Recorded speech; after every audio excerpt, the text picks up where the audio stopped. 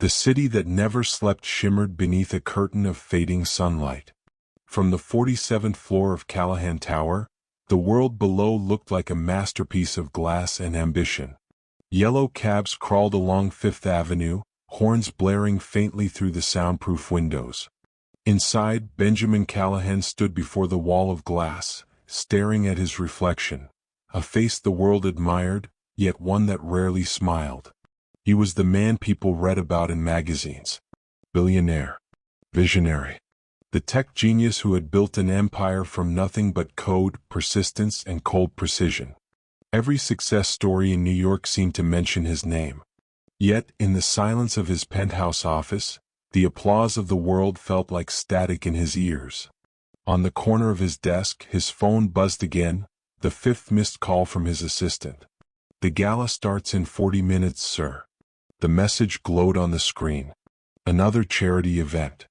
Another public appearance where he'd smile for cameras and hand over oversized checks. To everyone else, it was proof of generosity. To Benjamin, it was a transaction, another performance to maintain the image of a man who cared. He turned away from the phone, his jaw tightening. The glass walls felt suffocating. Wealth had brought him comfort, but it had stripped away meaning. It had been years since he'd felt something genuine, joy, sorrow, compassion. Emotions were liabilities in his world.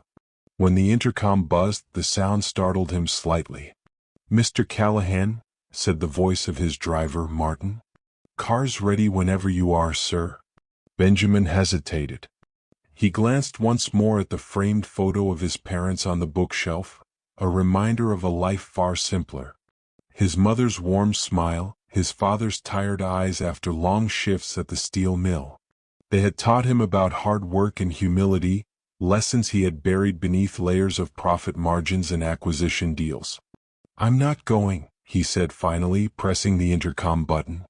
A brief pause followed. "Understood, sir." Benjamin loosened his tie, poured himself a glass of scotch, and sank into the leather chair by the window. The rain began to fall, soft at first, then heavier, drumming against the glass like restless fingers. The city lights blurred into streaks of gold and white. For reasons he couldn't explain, the storm unsettled him.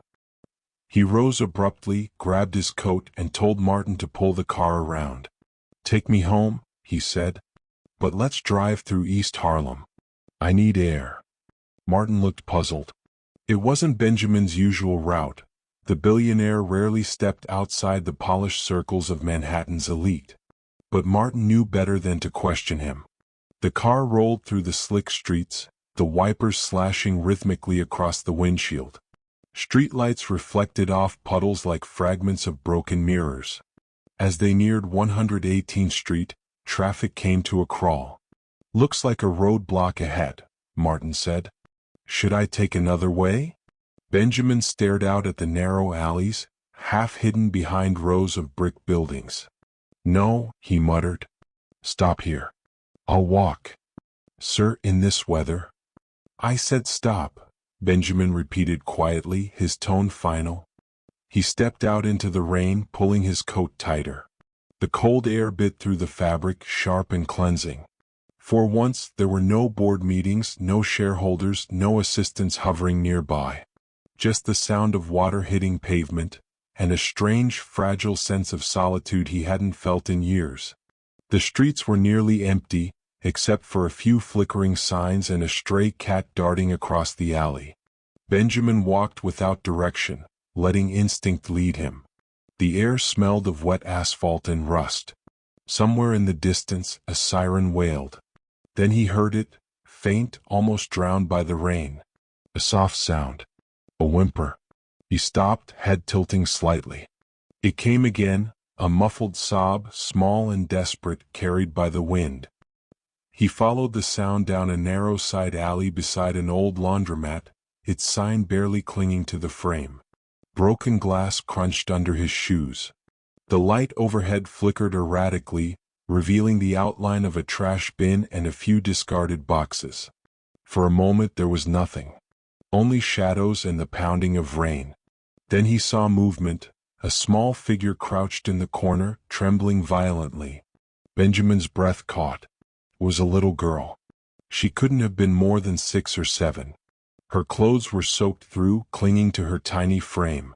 She hugged something close to her chest, a stuffed rabbit, its fur matted and filthy. She looked up at him with wide, terrified eyes, her lips quivering. "Please," she whispered, barely audible. "Please don't take me back." Benjamin froze. His mind raced, trying to make sense of what he was seeing. "Back where?" he asked gently, crouching down to her level. The girl shook her head, hugging the rabbit tighter. Her small body trembled as if the words themselves were dangerous. He glanced around. No adults. No open doors.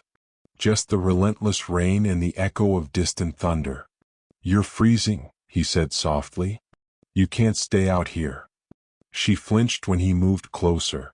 "Don't hurt me," she cried, her voice breaking. Benjamin stopped, raising his hands slightly. "I won't. I promise." For a few seconds they just stared at each other, two strangers from worlds apart, bound by the same invisible fear. Something in her eyes, that mixture of pain and defiance, stirred something long dormant inside him. He took off his coat and wrapped it around her shoulders. She hesitated, then let him. The fabric swallowed her small frame. "What's your name?" he asked. No answer. Just silence and shivering. "All right," he said softly. "Let's get you somewhere warm. You don't have to say anything yet." He reached out a hand. She looked at it, hesitant, uncertain, then slowly placed her tiny fingers in his. The contact was barely there, but it felt electric. As they stepped out of the alley, Benjamin noticed her limping slightly. Every protective instinct he didn't know he had began to rise. Whoever she was, whatever had happened, she needed help.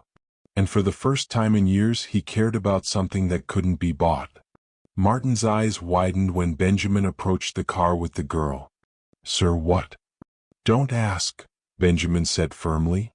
"Just drive." The car doors shut, sealing them inside from the storm. The little girl curled up in the seat, holding her rabbit close. Benjamin sat beside her, watching as her eyelids fluttered from exhaustion. "Sir, where to?" Martin asked quietly. Benjamin hesitated. The obvious answer would have been the nearest police station or hospital. But when he glanced at the girl, fragile, frightened, he couldn't bring himself to hand her over to strangers. "Not yet." "Home," he said finally. "Take us home." The car sped through the glistening streets toward his penthouse in Midtown. The city lights reflected off the windows like restless fireflies. The girl drifted in and out of sleep, murmuring softly. Benjamin watched her, his thoughts spiraling. How long had she been out there? Who was she running from? Why that terrified plea, "Don't take me back"? He had faced ruthless businessmen, government negotiations, hostile takeovers, but nothing unnerved him like this small, trembling child. When the car stopped at the tower, Martin handed him an umbrella. Benjamin carried the girl inside, shielding her from the rain. The doorman froze, confused, but Benjamin's tone left no room for questions. "She's with me." In the elevator, the girl's small hand clung weakly to his coat. The higher they rose, the quieter the world seemed. For a moment, he almost forgot about the cold emptiness that had ruled his life. As the elevator doors opened to the quiet luxury of his penthouse, the girl whispered something faint. "Will they find me here?" Benjamin looked down at her, startled by the fear in her voice. "No," he said softly. "Nobody will hurt you here." But even as he said it, he knew he had just stepped into something far greater and far darker than he could imagine. That night, as thunder rolled over Manhattan, Benjamin stood by the window, watching the storm rage across the skyline. Behind him, on the couch, the little girl slept, a stranger who had appeared from nowhere. He didn't know her name, her story, or the danger she carried. But something deep inside him whispered, this was not a coincidence. And whatever truth was hiding behind that terrified whisper, "Don't take me back," was only the beginning. The night Benjamin Callahan brought the little girl into his home, the city outside seemed to breathe differently, as if the storm itself had followed them inside. The penthouse, normally immaculate and quiet, felt alive with tension. Every drip from the girls' soaked clothes echoed through the marble-floored living room like a clock counting down to something inevitable. Benjamin wasn't used to this kind of silence, the uneasy human kind. Usually, his world buzzed with phone calls, conference alerts, and the polite hum of subservience. But now, all he could hear was the faint shiver of the girl as she clutched that worn-out stuffed rabbit. Maria, his longtime housekeeper, rushed out from the kitchen when she saw them. "Senor Benjamin," she gasped. "What happened? Who is this child?" "I found her outside," Benjamin said simply, removing his drenched coat. She was alone. Scared. Freezing.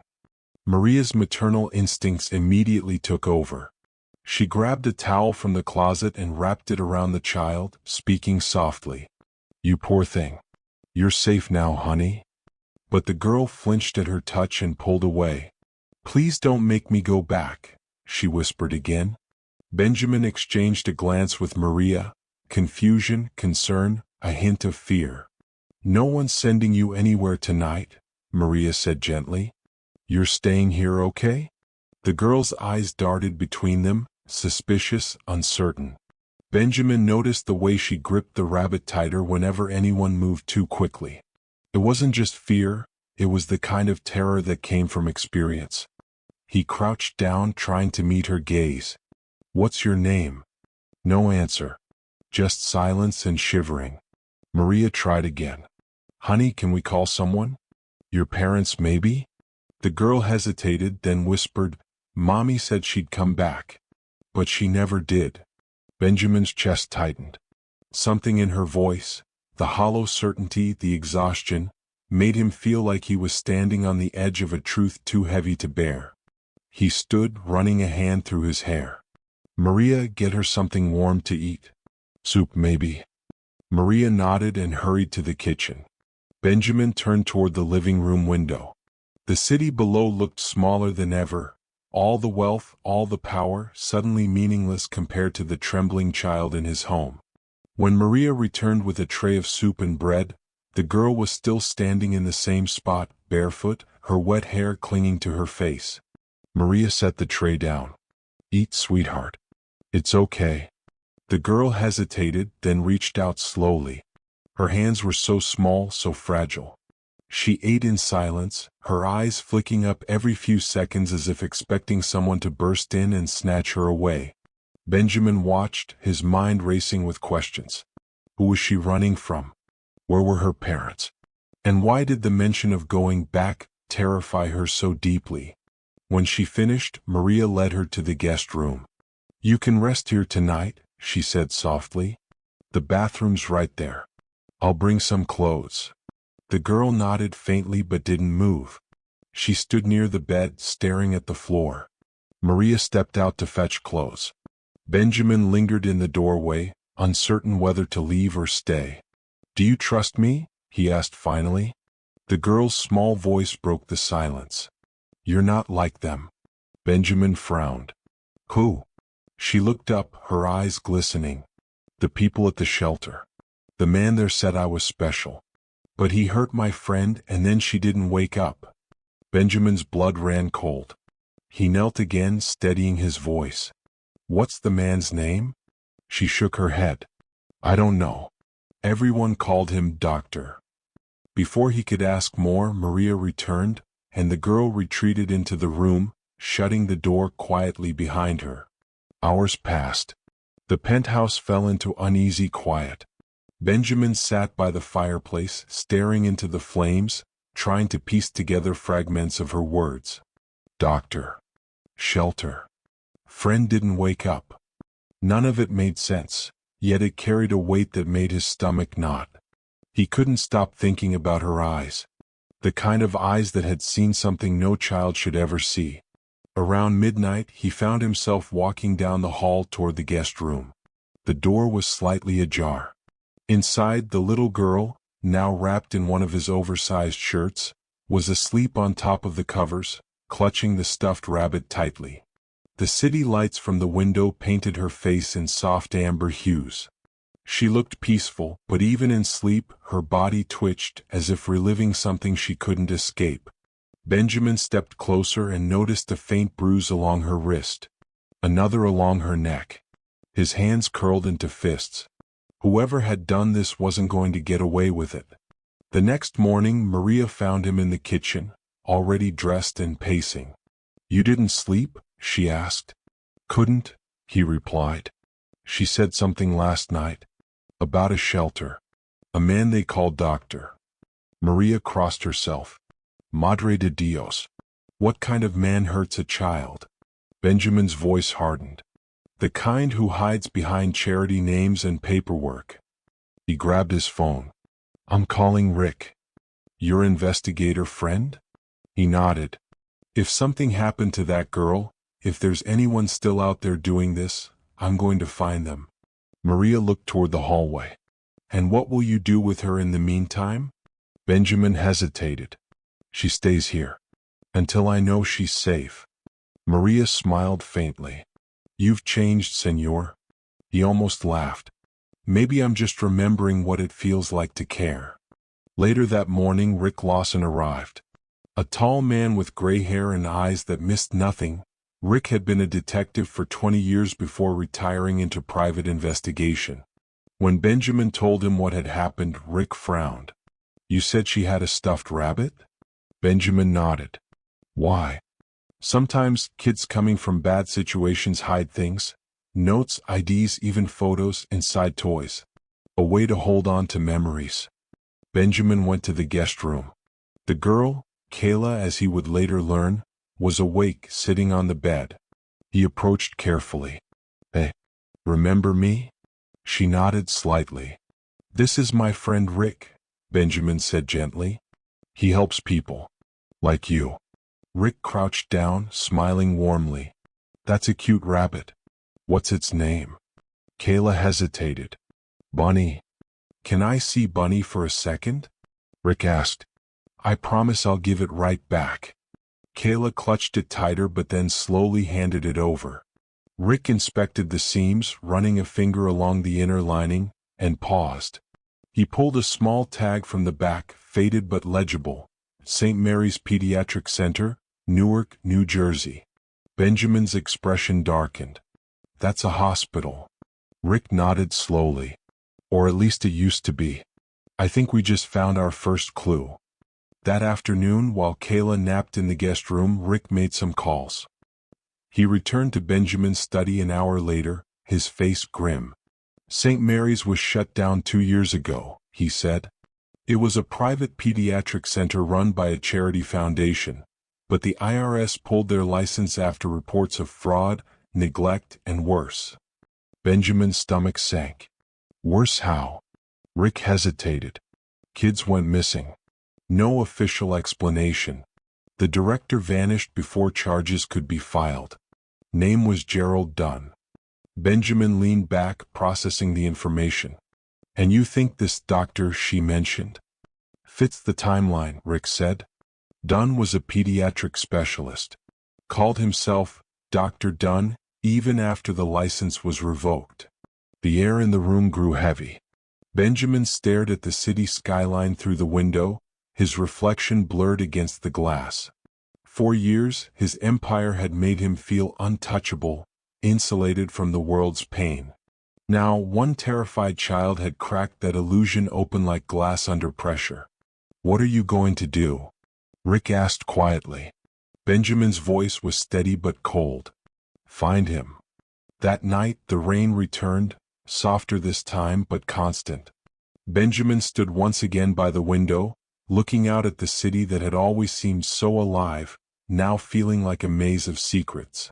Behind him, the little girl's soft footsteps echoed. She stood there holding her rabbit. "You're not sending me away, right?" He turned. "No, Kayla. You're safe here." She hesitated, then whispered, "You're different from him." He smiled too. But his eyes were mean. Benjamin knelt down. "No one will hurt you again. That's a promise."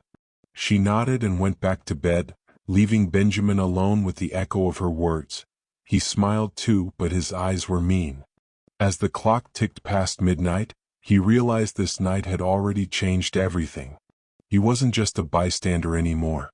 He was part of the story now, and there was no turning back. Outside, thunder rumbled in the distance. Inside, Benjamin opened his laptop, typing the name Gerald Dunn into the search bar. A list of news headlines appeared: closed hospitals, missing children, untraceable funds. At the very bottom of the search results was a familiar address. A property leased under one of his own corporations. Benjamin's heart stopped.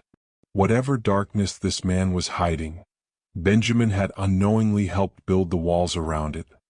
Morning light spilled across the penthouse, painting streaks of gold across glass and stone. For years, Benjamin Callahan's mornings had been a blur of coffee, phone calls, and financial reports. But today felt different. For the first time in decades, he wasn't thinking about boardrooms or markets.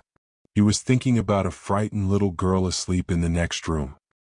He poured himself a cup of coffee and stood by the window, the same view of Manhattan that used to make him feel powerful now only reminding him how many lives he'd ignored from up here. His thoughts were broken by soft footsteps. "Good morning," came a timid voice.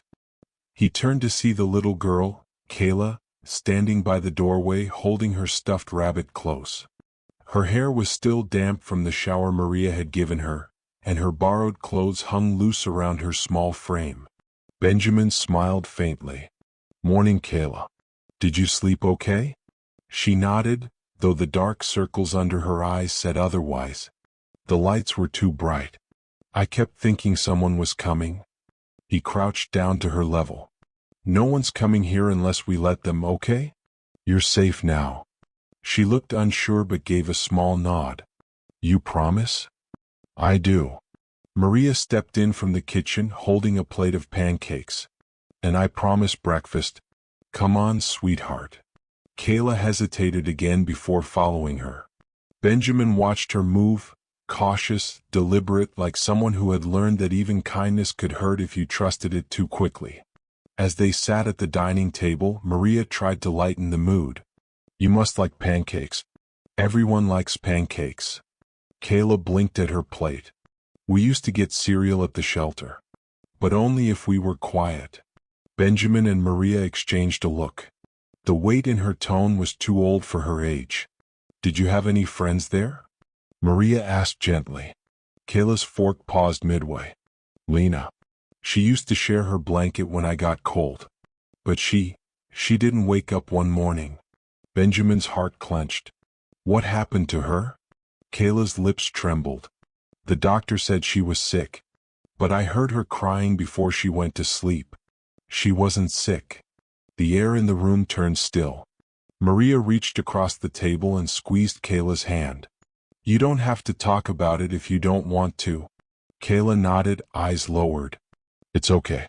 I don't want to remember." Later that day, while Maria took Kayla to pick out some clothes from a nearby boutique, Benjamin met with Rick in his study. Rick dropped a folder onto the desk. "I did some digging. That property under your company's name? It's a warehouse, used to store medical equipment for charity shipments. But according to records, it hasn't been inspected in over 3 years." Benjamin frowned. "And my signature's on the lease?" Rick nodded. "Your foundation partnered with several smaller charities around that time. One of them was called Hopewell Care Initiative. Guess who the founder was?" "Gerald Dunn," Benjamin muttered. "Bingo." Benjamin leaned back, pinching the bridge of his nose. "So I was funding him. Unknowingly." Rick crossed his arms. "You weren't the only one. Dunn was clever. Used big names to look legitimate. When things fell apart, everyone distanced themselves fast, except you. The company records never got cleared." Benjamin's jaw tightened. "So his operation could still be running under my name?" Rick nodded. "That's what it looks like." For a moment, Benjamin said nothing. Then, with quiet resolve, "We're shutting it down. Whatever it takes." That evening, Kayla came back from shopping. Maria had done her best to make it feel like a normal day, ice cream, new shoes, a small pink backpack she'd picked out herself. But even then, Kayla's smile never reached her eyes. As Benjamin passed the living room, he saw her sitting cross-legged on the rug, tracing invisible patterns on the carpet. "Hey," he said softly, kneeling down. "That's a nice backpack." She nodded. "Maria says I can use it for school one day." "One day soon," he replied. "Would you like that?" Her voice was small. "I don't know. People stare." "Why do you think they stare?" Kayla looked up at him. "Because I don't belong anywhere." The words hit harder than he expected. He remembered being a boy from a poor Brooklyn neighborhood, mocked, overlooked, told he'd never amount to anything. Maybe that's why he couldn't walk away from her. "You belong here, Kayla," he said quietly. "At least until we find where you're supposed to be." Her brow furrowed. "What if I don't have a place?" He hesitated. "Then we'll make one." That night, Benjamin couldn't sleep again. He sat in his office, staring at the faint glow of his laptop screen. Every article about Gerald Dunn painted a darker picture. Fraud, missing children, illegal trials under the guise of medical research, and all hidden behind charity programs for vulnerable kids. A memory flashed in his mind, a corporate gala 2 years ago. A man shaking his hand, thanking him for his generosity toward Hopewell's cause. That had been done. The same polite smile. The same confident tone. Benjamin slammed the laptop shut, anger rising in his chest. Just then he heard something, a faint sound coming from down the hall. He stood following the noise. It was soft at first, a muffled whimper. When he reached Kayla's room, the door was cracked open. Inside, she was tossing in her sleep, whispering through tears. "Please don't. I didn't mean to. I'll be good." Benjamin's heart sank. He sat by the edge of the bed and gently touched her shoulder.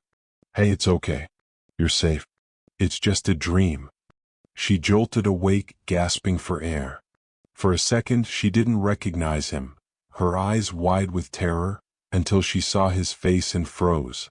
"I'm sorry," she whispered, voice trembling. "I didn't mean to make noise." "You don't have to apologize, Kayla," he said softly. "You can cry, you can shout, you can dream. No one will hurt you here." She looked at him, her small hands gripping the blanket. "You said people can't come here unless you let them." "That's right." "Then don't let the doctor in." Benjamin felt his throat tighten. "He doesn't know where you are." She nodded slowly but didn't lie back down. Instead, she whispered, "I saw him last night. In my dream. He said you'd help him again." The words chilled him to the bone. He stayed with her until she drifted back to sleep, then stepped quietly into the hall. For a long moment he stood there, thinking. Was it just a dream? Or had Dunn somehow resurfaced, ready to manipulate the system again? Benjamin pulled out his phone and texted Rick. "We need to visit the warehouse tomorrow." Quietly. The next morning, Kayla joined him for breakfast, her eyes brighter than before, though she still clutched Bunny tightly. Maria fussed over her hair while humming a tune. For a brief second, it almost felt normal, like they were a family. But beneath that warmth was a current of unease. Benjamin's thoughts were already on what he might find that afternoon. He glanced toward Kayla and asked, "Do you remember anything about where the shelter was? Maybe a sign, a street name?" Kayla tilted her head. There was a big white building, with red letters on the side, and a smell, like medicine and bleach. Rick, who had just walked in, caught Benjamin's eye. "That matches the old St. Mary's property line," he said quietly. Kayla blinked. "Are you going there?" Benjamin hesitated. "Yes, but only to make sure no other kids are in danger." "Can I come?" she asked. He shook his head. "Not this time, sweetheart. You'll stay here with Maria. I promise I'll be back soon." She didn't look convinced, but she nodded anyway. A few hours later, Benjamin and Rick drove through the rain-slick streets of Newark. The old warehouse loomed ahead, rusted gates, boarded windows, a half-collapsed sign that once read Hopewell Care Distribution. Rick parked the car. Looks abandoned. Benjamin scanned the structure. Looks can lie. They pushed through the side door, the air heavy with the smell of mold and chemicals. Dust covered everything: crates, broken desks, old medical charts. Rick pulled out a flashlight, sweeping the beam across the room.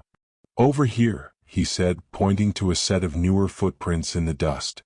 Someone had been there recently. They followed the trail down a corridor lined with storage rooms. One door stood out, newer lock, polished metal, unlike the rest. Rick knelt and examined it. Not standard issue. Someone's still using this place. Benjamin's pulse quickened. "Open it." Rick picked the lock in seconds. The door creaked open to reveal a small office space. Files scattered across the floor, papers marked with numbers and dates.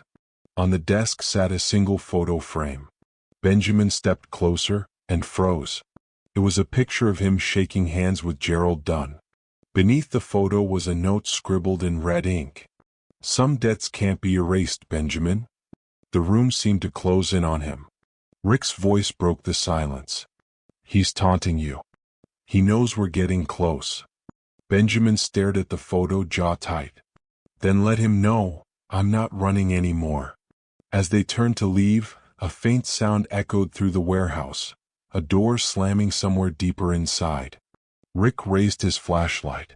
"We're not alone." Benjamin's phone buzzed. A new message. A known number. "She remembers more than she should. Don't make me come for her." Benjamin's blood ran cold. He looked at Rick. He knows about Kayla. The message on Benjamin's phone glowed in the dim light of the warehouse. "She remembers more than she should. Don't make me come for her." The words burned into his mind. For a moment, neither he nor Rick moved. The silence inside the decaying building grew heavier, like the walls themselves were listening. Rick finally spoke. "That text came from a blocked number?" Benjamin nodded. "Untraceable." Rick frowned. "He's watching you, Ben. Probably knew the moment you opened that door." Benjamin's jaw tightened. "Then he knows I'm not backing down." Rick's voice dropped. "And now he knows where your weakness is." Benjamin didn't have to ask what he meant. The image of Kayla flashed in his mind, small, trembling, trying to be brave. The thought of Dunn or anyone else getting near her twisted something deep inside him. He turned toward the exit. "We're leaving. Now." Outside, the rain had stopped, but the air was thick with fog. Streetlights glowed faintly through the mist as they walked to the car. Benjamin's pulse was still hammering. As soon as they got in, Rick started typing on his phone. "I'm sending the message to a friend in cybercrimes. Maybe he can trace it." Benjamin stared out the windshield, his reflection staring back at him, pale, shaken, but determined. Rick's phone buzzed back with a reply. He scanned it quickly. No location trace, but the message was sent through a private server based in the city. Whoever this guy is, he's still local. Benjamin exhaled slowly. "Then we're close." Rick looked at him sharply. "Close doesn't mean safe. He's one step ahead. You need to be careful, especially with that kid." Benjamin nodded, though his thoughts were already racing ahead. He won't touch her. Not again. By the time they returned to the penthouse, it was almost midnight. The city skyline was veiled in mist, glowing faintly against the darkness. Inside, Maria was waiting in the living room, worry written all over her face. "Senor Benjamin, I was getting scared," she said. "You said you'd be back hours ago." Benjamin forced a small smile. "Sorry, Maria. Things took longer than I expected." Her eyes narrowed when she saw the tension on his face. "Something happened, didn't it?" Before he could answer, Kayla appeared at the top of the staircase, holding Bunny in one hand. "I couldn't sleep," she said softly. "Did you find him?" Benjamin hesitated. "We found something. But you don't need to worry about that, okay? You're safe here." She looked at him for a long moment as if trying to decide whether to believe him. Then she nodded and went back to her room. When she was gone, Maria lowered her voice. Whatever you're mixed up in, you need to protect that child. She's been through enough. Benjamin nodded. I know. He went to his study, locking the door behind him. For hours, he sat staring at the text message, replaying everything that had happened. The photo, the message, the warning. Don't make me come for her. Whoever sent that wasn't bluffing. Dunn was out there, alive, and he wanted Kayla back. The next morning, Benjamin arranged for a private security team to monitor the penthouse discreetly. 2 guards were stationed in the lobby, another patrolled the parking level. Rick installed cameras at every entry point. Kayla noticed immediately. Why are there so many people now? She asked at breakfast. Benjamin tried to smile. Just some extra help. To make sure everyone here stays safe. She studied him for a moment. You're scared too, aren't you? Her words caught him off guard. He hesitated, then nodded. A little. But being scared just means you have something worth protecting. Kayla looked down at her plate. Then I'll be scared too.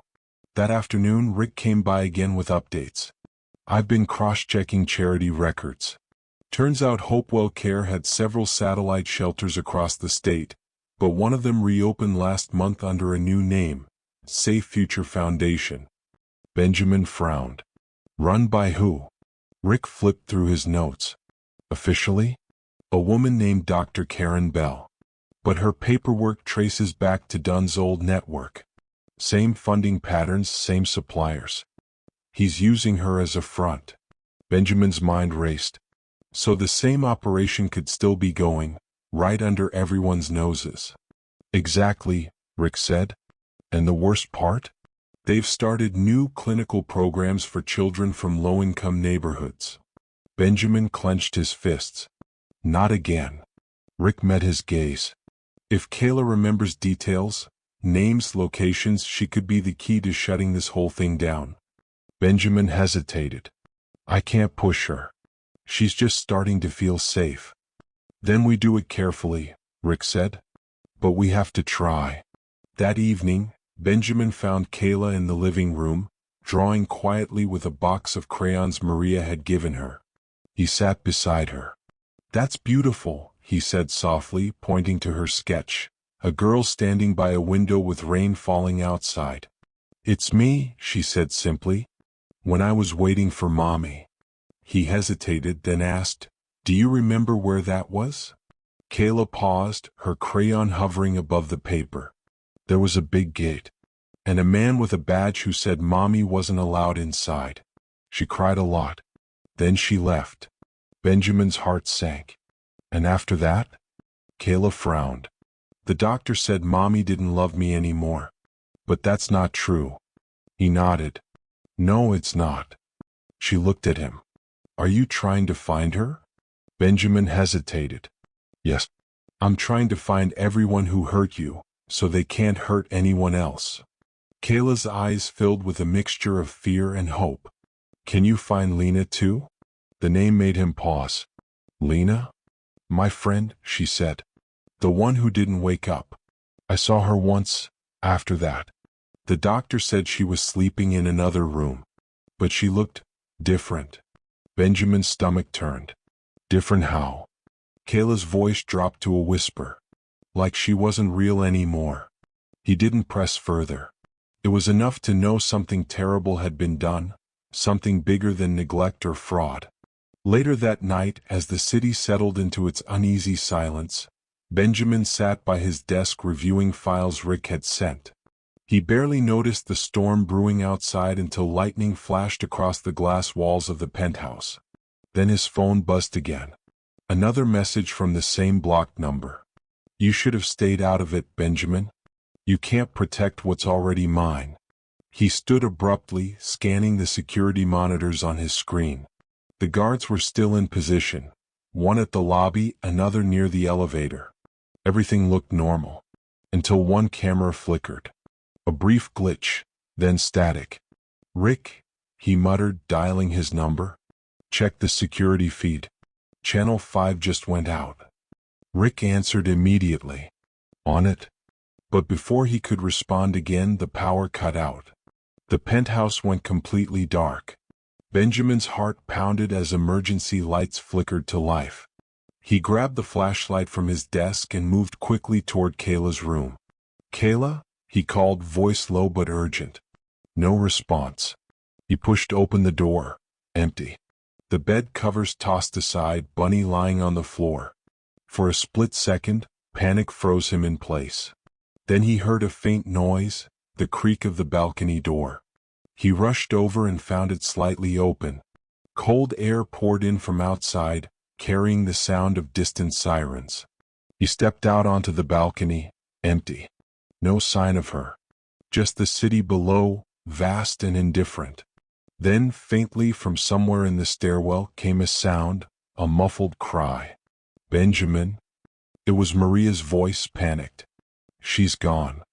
Benjamin sprinted down the hall, heart pounding, as the elevator alarm blared in the distance. He reached the security screen just as the backup generator kicked in. The feed flickered back on, showing the lobby elevator descending. Inside, a small figure stood clutching a stuffed rabbit. And behind her, a man in a dark coat, his face obscured by the hood. The elevator doors closed. Benjamin's blood ran cold. Benjamin's hands trembled as he stared at the flickering security monitor.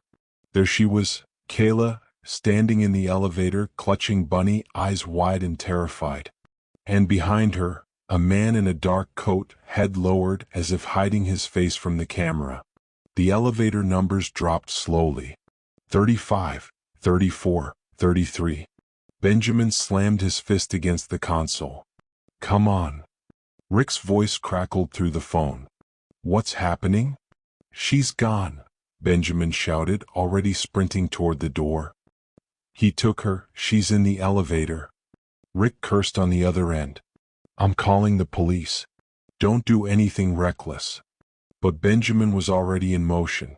He tore through the hall, past Maria, who stood frozen in shock. "Stay here," he yelled. "Lock the doors." The stairwell echoed with his footsteps as he descended floor after floor. His chest burned, but he didn't stop. Somewhere below, the elevator bell dinged, a mechanical mockery of calm. By the time he reached the lobby, the doors had already opened. The guard on duty was lying unconscious beside the desk.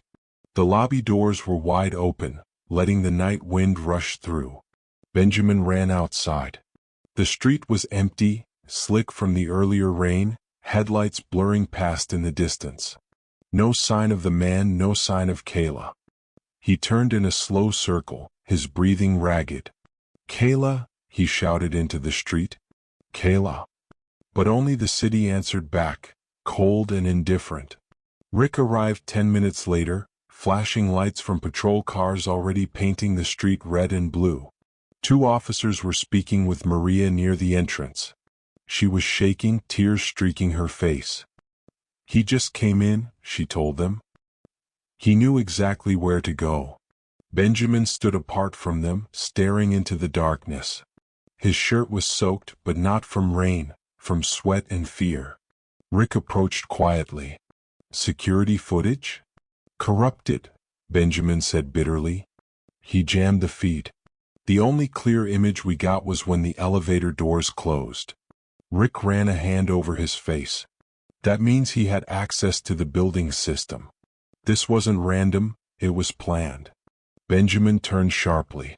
"Then he knew about the security upgrades before we even installed them." Rick nodded grimly. "Inside job." The detective in charge, Lieutenant Sarah Monroe, approached. "Mr. Callahan, I understand this is difficult, but we'll need you to stay calm. Do you have any idea who might have taken her?" Benjamin hesitated, exchanging a glance with Rick. "Gerald Dunn," he said finally. "He's the man behind an organization called Hopewell Care Initiative, and now Safe Future Foundation." Monroe's brow furrowed. "That name sounds familiar. There was a federal investigation into that group a few years ago. It vanished before charges were filed." "Because Dunn vanished too," Benjamin said, voice tight. "Until tonight." Monroe scribbled notes. "If this man is as dangerous as you say, we'll need every detail you have." Photos, locations, associates, everything. Rick handed over the folder he'd brought. It's all in here. We've been tracking him. Monroe took it and nodded to her team. We'll start with the building's exterior footage. He couldn't have gone far. Benjamin shook his head. He's not stupid. He'll have a plan. He wanted me to see that message, to make me chase him. Monroe frowned. You think this was personal? Benjamin's eyes darkened. I think it was a warning. Hours passed. Police cars came and went, officers combing nearby streets. The fog had thickened, blurring the city lights into ghostly halos. Benjamin stood by the glass doors of his building, staring out into the night. Every sound made him turn, hoping, fearing. Rick returned from speaking with the detectives. No trace so far. Cameras caught a black van leaving the block about 5 minutes after the elevator footage cuts off. No license plate. Benjamin's fists tightened. Then we start there. Check every traffic cam in a 10-mile radius. Rick sighed. Ben, the cops are already on it. You need rest. You haven't slept in days. I'll rest when she's back, Benjamin snapped. Rick studied him for a moment. You've gotten attached to that kid fast. Benjamin didn't look away. She's just a kid, Rick. Nobody protected her before. I won't be another person who turns away. Rick nodded slowly. Then we find her. By dawn, Benjamin's penthouse felt like a hollow shell. The air was too still, the silence too loud. Maria moved through the rooms like a ghost, clutching her rosary and muttering prayers under her breath. On the coffee table lay Bunny, Kayla's stuffed rabbit, torn at one seam, stuffing peeking out. Benjamin picked it up, staring at the frayed fabric. Something about it felt wrong. He reached inside and pulled at the loose thread. A tiny piece of folded paper fell out. He unfolded it slowly. Scrawled in a child's shaky handwriting were the words. He said he knows you. He said you made the place for him. Benjamin's throat tightened. It was a note, one Kayla must have hidden before she was taken. His mind flashed back to the warehouse, the photo of him shaking hands with Dunn. The connection was undeniable now. He had funded the very place where this child had suffered. And Dunn wanted him to remember that. A sharp knock at the door broke his thoughts. It was Rick again, holding a tablet. I might have something, he said. He placed the tablet on the table and opened a map. Traffic cams picked up that van near the Lincoln Tunnel around 12:45 a.m., heading toward New Jersey. But here's the weird part, it disappeared from every camera right after. Benjamin frowned.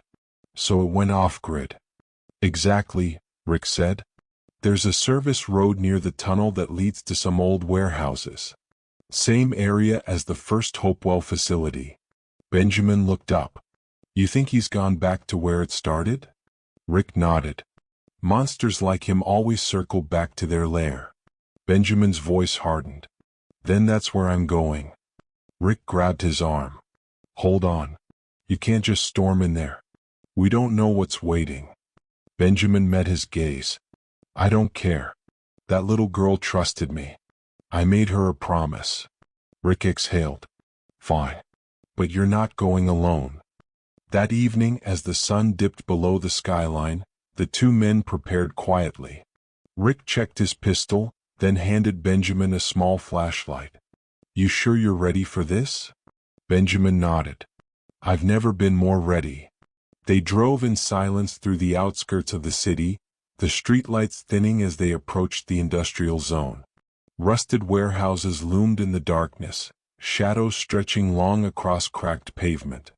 Rick parked the car a block away. We go in slow, he said. No hero moves. Benjamin nodded, though his heart was pounding. Every step he took brought him closer, not just to Kayla, but to the truth he'd been running from for years. They reached the fence surrounding the old Hopewell facility. A single light flickered above the main door. Rick crouched low. There, movement near the east wing. Benjamin followed his gaze. A shadow passed across the window, tall, deliberate, and unmistakably human. He tightened his grip on the flashlight. That's him. Rick reached for his radio. I'll call Monroe for backup. But before he could, a faint sound cut through the silence. A child's voice, distant but clear. Help me. Benjamin froze. Kayla. He moved before Rick could stop him, slipping through the gap in the fence and running toward the sound. Inside the building, the air was heavy with damp and decay. Broken glass crunched under his shoes. Somewhere deeper inside, that same small voice echoed again. Please, somebody help.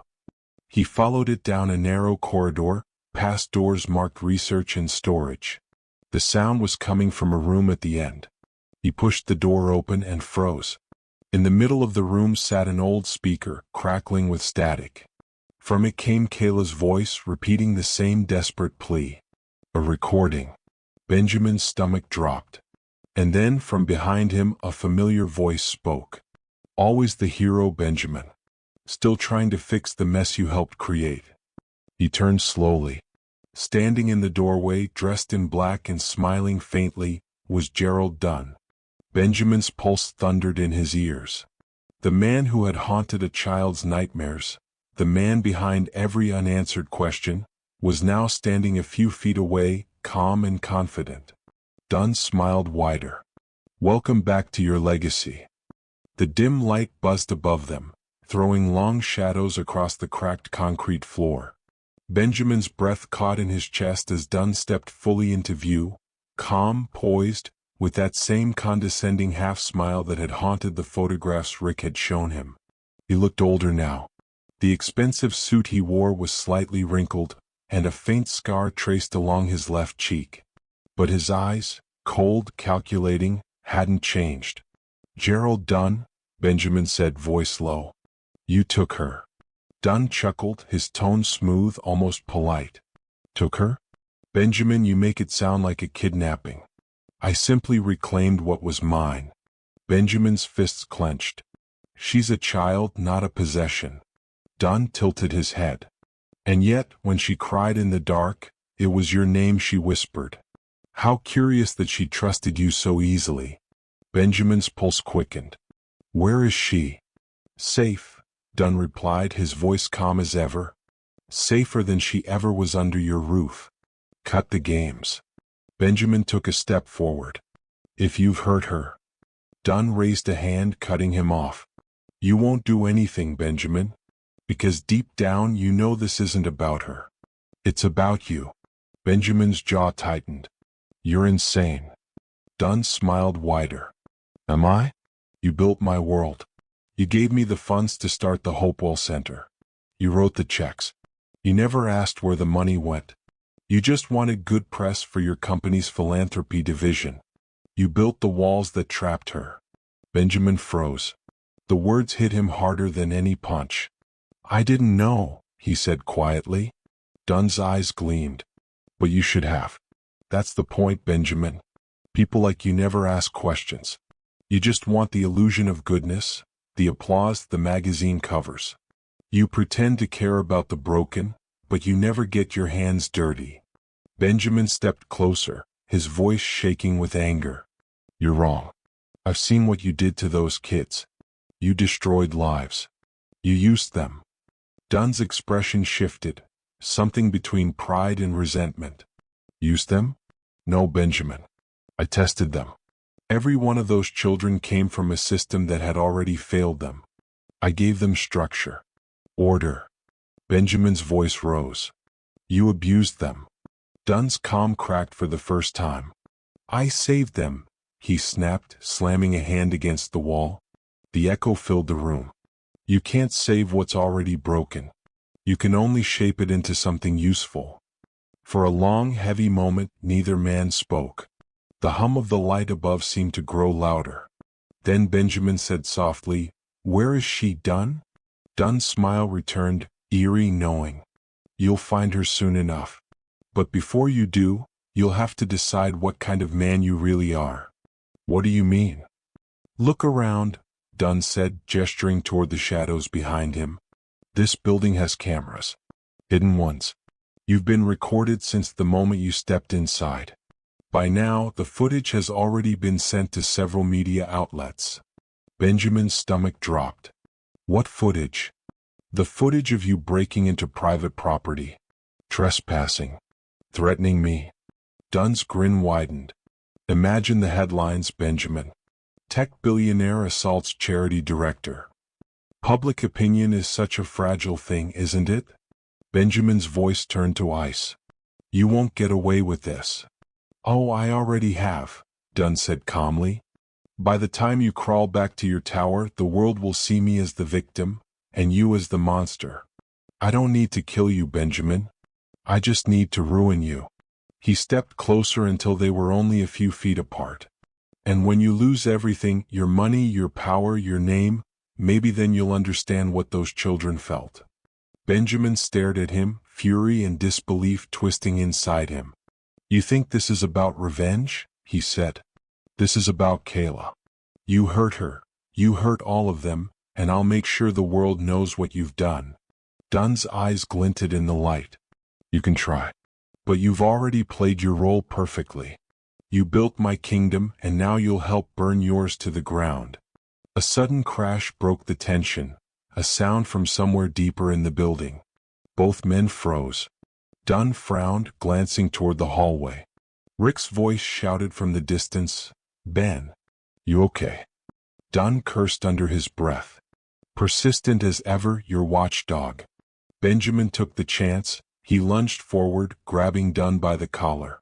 The two struggled, crashing into a metal table. Dunn swung wildly, but Benjamin pinned him against the wall.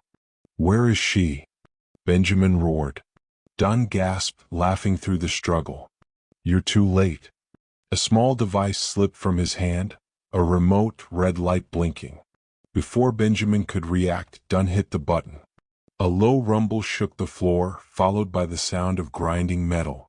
Somewhere nearby, a door slammed shut automatically. Rick burst into the room, gun drawn. Ben, move. Dunn used the distraction to shove Benjamin back and sprint toward the exit. Rick fired once. The bullet hit the wall inches away from Dunn's head as he disappeared into the dark corridor. Benjamin cursed and ran after him, but the hallway door had sealed shut. Behind the reinforced glass, Dunn stood on the other side, breathing hard but grinning like a man who knew he had already won. He lifted his hand, showing Benjamin something, Kayla's small bracelet. Then he placed it against the glass and let it drop.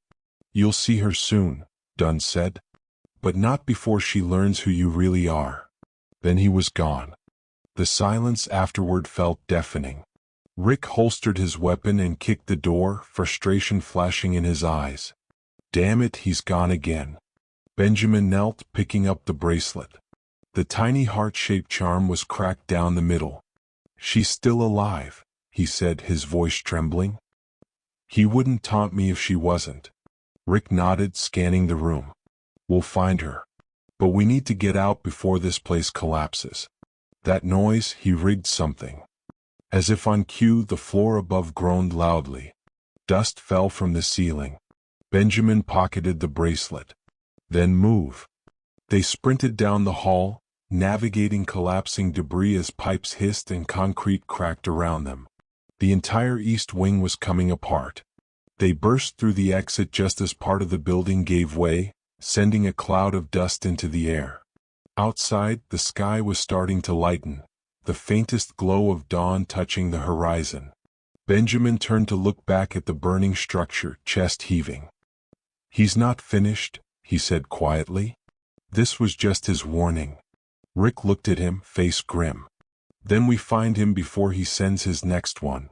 Benjamin stared at the bracelet in his hand, the faint engraving on the charm barely visible through the soot. Eret forever, Mom. He whispered under his breath. Hold on, Kayla. I'm coming. As the fire crews arrived, Benjamin's phone buzzed in his pocket. Unknown number. He hesitated, then answered. A soft, trembling voice whispered on the other end, barely audible. Mr. Benjamin, he said you're not who you think you are. The line went dead. Benjamin froze. The voice was Kayla's. The rain had returned to New York, soft, steady, and merciless. It tapped against the tall windows of Benjamin's penthouse, filling the silence that had settled over the place like a fog. He sat alone in his study, the glow of the city dim behind him. Kayla's bracelet lay on his desk, the little heart charm cracked in two. He hadn't slept. He hadn't eaten. His mind replayed the night over and over, searching for something he could have done differently. Every time he closed his eyes, he saw Dunn's face, the grin, the taunts, the fire. And then he heard her voice again. He said, "You're not who you think you are." Those words echoed like a curse. He leaned forward, resting his head in his hands. "What did you mean, Kayla?" he whispered.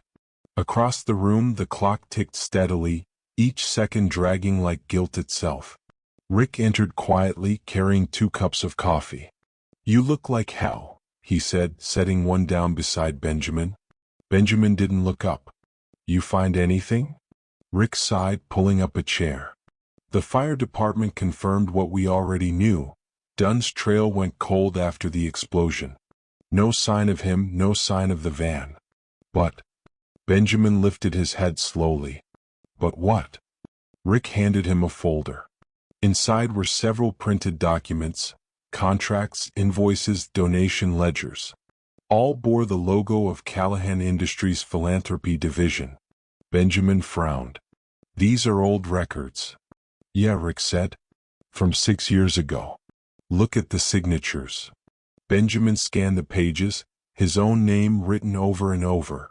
Donations to Hopewell Care Foundation, millions in funding. Rick pointed at the fine print. These funds went directly into shell accounts, all connected to Dunn's operations. Your name gave him legitimacy. Benjamin's heart sank. "So I built his empire." Rick hesitated. "Not knowingly. He covered his tracks well. But, yeah, you helped him rise." Benjamin stood, pacing toward the window. "All those children he hurt, all those lives, and my money paid for it." Rick leaned forward. "Ben, listen. You didn't know. That doesn't matter." Benjamin's voice broke, raw and heavy. "I should have known. I just signed whatever my PR team put in front of me. Smiled for the cameras. Wrote checks to make myself look like a good man." He turned, eyes hollow. "This is on me, Rick." Rick was silent for a moment. "Then make it count for something. Use what you have to stop him now." Benjamin exhaled shakily. "How?" "He's always 10 steps ahead." Rick nodded toward the folder. "Not this time. There's something else in there, something Dunn didn't erase." Benjamin flipped through the pages until he found it. A line item dated 8 months earlier, transferred to St. Mary's Pediatric Research Wing, Newark. He froze. "St. Mary's. That's the same hospital from the tag in Kayla's stuffed rabbit," Rick said. "Maybe it's not just a coincidence." Benjamin's pulse quickened. "If he's using that name again, he's hiding something there." Rick nodded. "Exactly. I already sent someone to pull property records. The building's been sold 3 times in the past 2 years under different names. Latest owner, a company called North Star Development Group." Benjamin narrowed his eyes. "Let me guess, a shell corporation?" Rick smirked. "You're catching on fast." For a while, the 2 men worked in silence, piecing together the web Dunn had spun. Fake charities, false medical studies, money laundering through philanthropic fronts. The deeper they dug, the clearer it became. This wasn't just corruption. It was control. Dunn used compassion as his disguise. Benjamin finally leaned back, exhausted. "All this time I thought I was helping people. Turns out I was feeding a monster." Rick closed the folder. "Then starve him, Ben. Take back everything he used." Benjamin nodded slowly. "Yeah. But before I do that, I need to find her." That night he returned to Kayla's room. It looked untouched, the small pink blanket folded neatly on her bed, the stuffed animal still sitting by the pillow. He sat on the edge of the bed holding Bunny, the stuffed rabbit she'd carried everywhere. For the first time he noticed something else, a faint stitch mark near the rabbit's leg. Carefully he pulled at the seam, and a small photograph slipped out. It was old and crumpled but clear enough. A woman holding a baby in her arms, Kayla. The woman's face was kind, weary, but familiar somehow. Benjamin frowned, his heart racing. I've seen her before. He hurried to his study, opening the folder again. In one of the old donation photos, a charity gala from 6 years ago, he spotted her in the background, standing behind Don, wearing a hospital badge that read, Janice Brooks, Nurse, St. Mary's Hospital. Benjamin stared at the image, realization sinking in. Kayla's mother. Rick looked up from his laptop. Who? Janice Brooks, Benjamin said. She worked at St. Mary's. She must have known Dunn was up to something, maybe even tried to expose him. Rick nodded. If she did, that could explain why she disappeared. Dunn made sure of it. Benjamin's voice hardened. Then she's the key to everything. Rick closed his laptop. You think she's still alive? I have to believe she is, Benjamin said quietly. And if she is, she knows where he took Kayla. He didn't sleep that night. Every sound, every shadow seemed to whisper guilt and warning. By morning he was standing at his office window watching the city wake. Below him, cars moved like veins of light through the streets. He wondered how many other lives he'd touched without knowing, how many people had paid the price for his ignorance. Rick entered, holding a new file. Got the records from Newark. You'll want to see this. Benjamin opened it, a list of St. Mary's former staff. Some had relocated, some retired. But one stood out, Janice Brooks, status, missing since 2019. Last known location, New Jersey State Hospital, psychiatric ward. Benjamin's eyes widened. She's alive. Rick nodded. Maybe. The hospital records show she was admitted under a Jane Doe case after a car accident. Severe memory loss. Never identified until now. Benjamin's grip tightened on the file. We're going there. Rick hesitated. You sure you're ready for what you might find? Benjamin turned toward him. No. But I owe it to Kayla, and to her mother, to try. Later that day, Benjamin and Rick drove across the bridge into New Jersey. The clouds hung low, heavy with unspoken things. The world outside seemed muted, like it was holding its breath. As they approached the hospital, Benjamin's chest tightened. The building stood gray and tired, its windows fogged by years of sorrow. Inside, the halls smelled faintly of antiseptic and old paper. Nurses moved quietly, their faces unreadable. At the front desk, Benjamin showed the file. We're looking for a patient who was admitted as Jane Doe 5 years ago, possibly now identified as Janice Brooks. The nurse glanced at the file, her expression shifting slightly. She's still here, she said softly. But she doesn't speak much. Memory comes and goes. Benjamin's heart pounded. Can I see her? The nurse nodded and led them down a long corridor. As they walked, Benjamin's thoughts raced. What if she remembers? What if she knows where Kayla is? They reached a small room at the end of the hall. The door was half open. Inside, a woman sat by the window, sunlight spilling across her thin frame. She was humming faintly, staring out at the trees. Benjamin's breath caught. The woman from the photo. Janice? He said softly. She turned slowly, her eyes distant, searching his face. For a moment, recognition flickered, then faded. I know you, she whispered. You were there. Benjamin took a step closer. Where? She frowned, eyes clouded. The place with the white walls, the children, the man in the gray suit. Benjamin felt the room spin slightly. Done? He said under his breath. Janice looked down at her hands. He took her from me, she whispered. Said she belonged to him now. Benjamin's voice broke. Kayla? Tears filled her eyes. My little girl, she cried for me, and I couldn't reach her. Benjamin knelt beside her, emotion raw in his voice. I'll bring her back, Janice. I promise. Janice blinked, her gaze drifting again. He said you would come, she murmured. Said you'd finally remember what you did. Benjamin froze. What I did? Her eyes met his again, sharp this time, clear for just a heartbeat. You were there when it started. Benjamin's pulse thundered in his ears.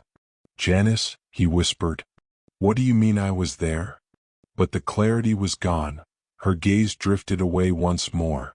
She began to hum softly again, rocking slightly in her chair. Rick watched silently from the doorway. Benjamin stood slowly, staring at her, a chill running through his veins. Had Dunn told the truth? Had he really been part of this from the beginning, and simply forgotten his role in it? The drive back from the hospital was silent. Rain fell in thin, icy streaks against the windshield, painting the city in blurred reflections. Rick kept his hands tight on the steering wheel, glancing occasionally at Benjamin, who hadn't spoken since they left Janice's room.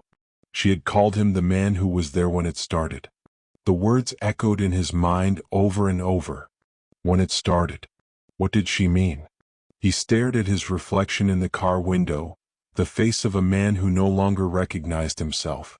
For the first time in years, he didn't feel like the billionaire everyone admired. He felt like a stranger living inside his own skin. Back in New York, Benjamin walked straight into his study. The city lights outside blinked faintly through the rain, casting shifting patterns across the walls.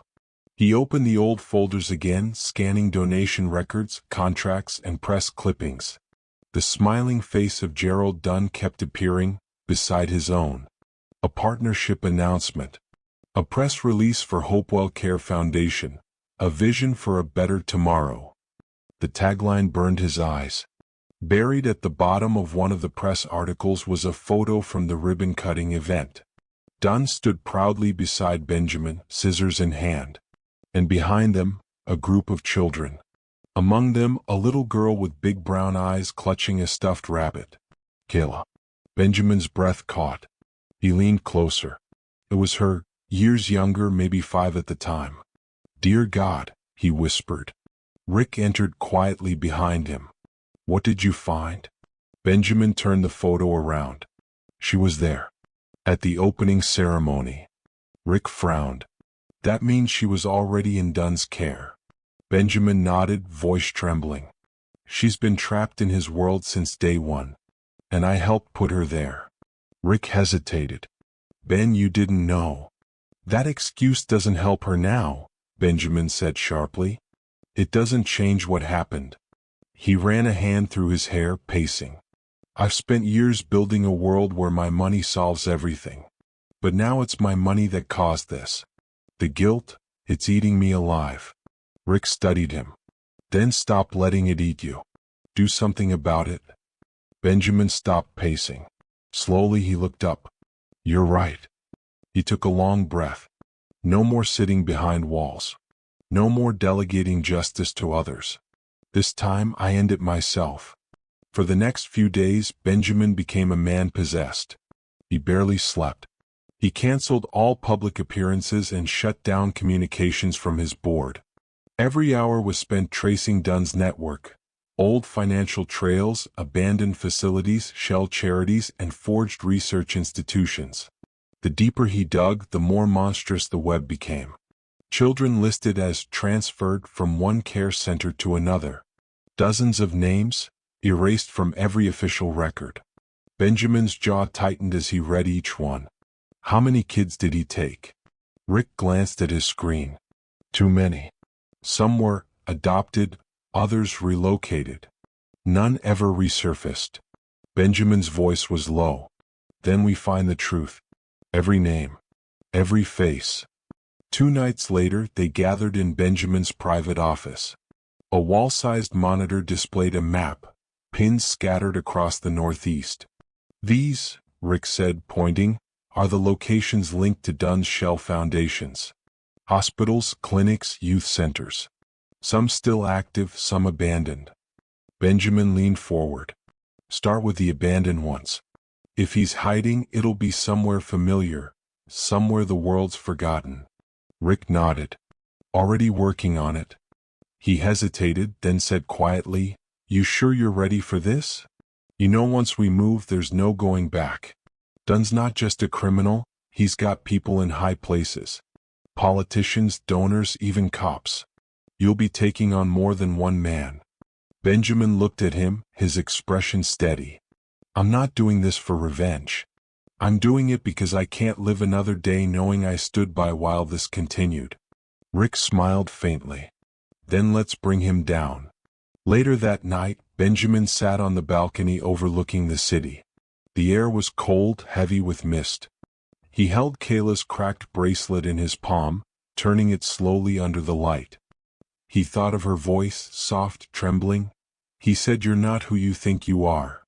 He didn't know what done meant yet, but he could feel the truth closing in step by step.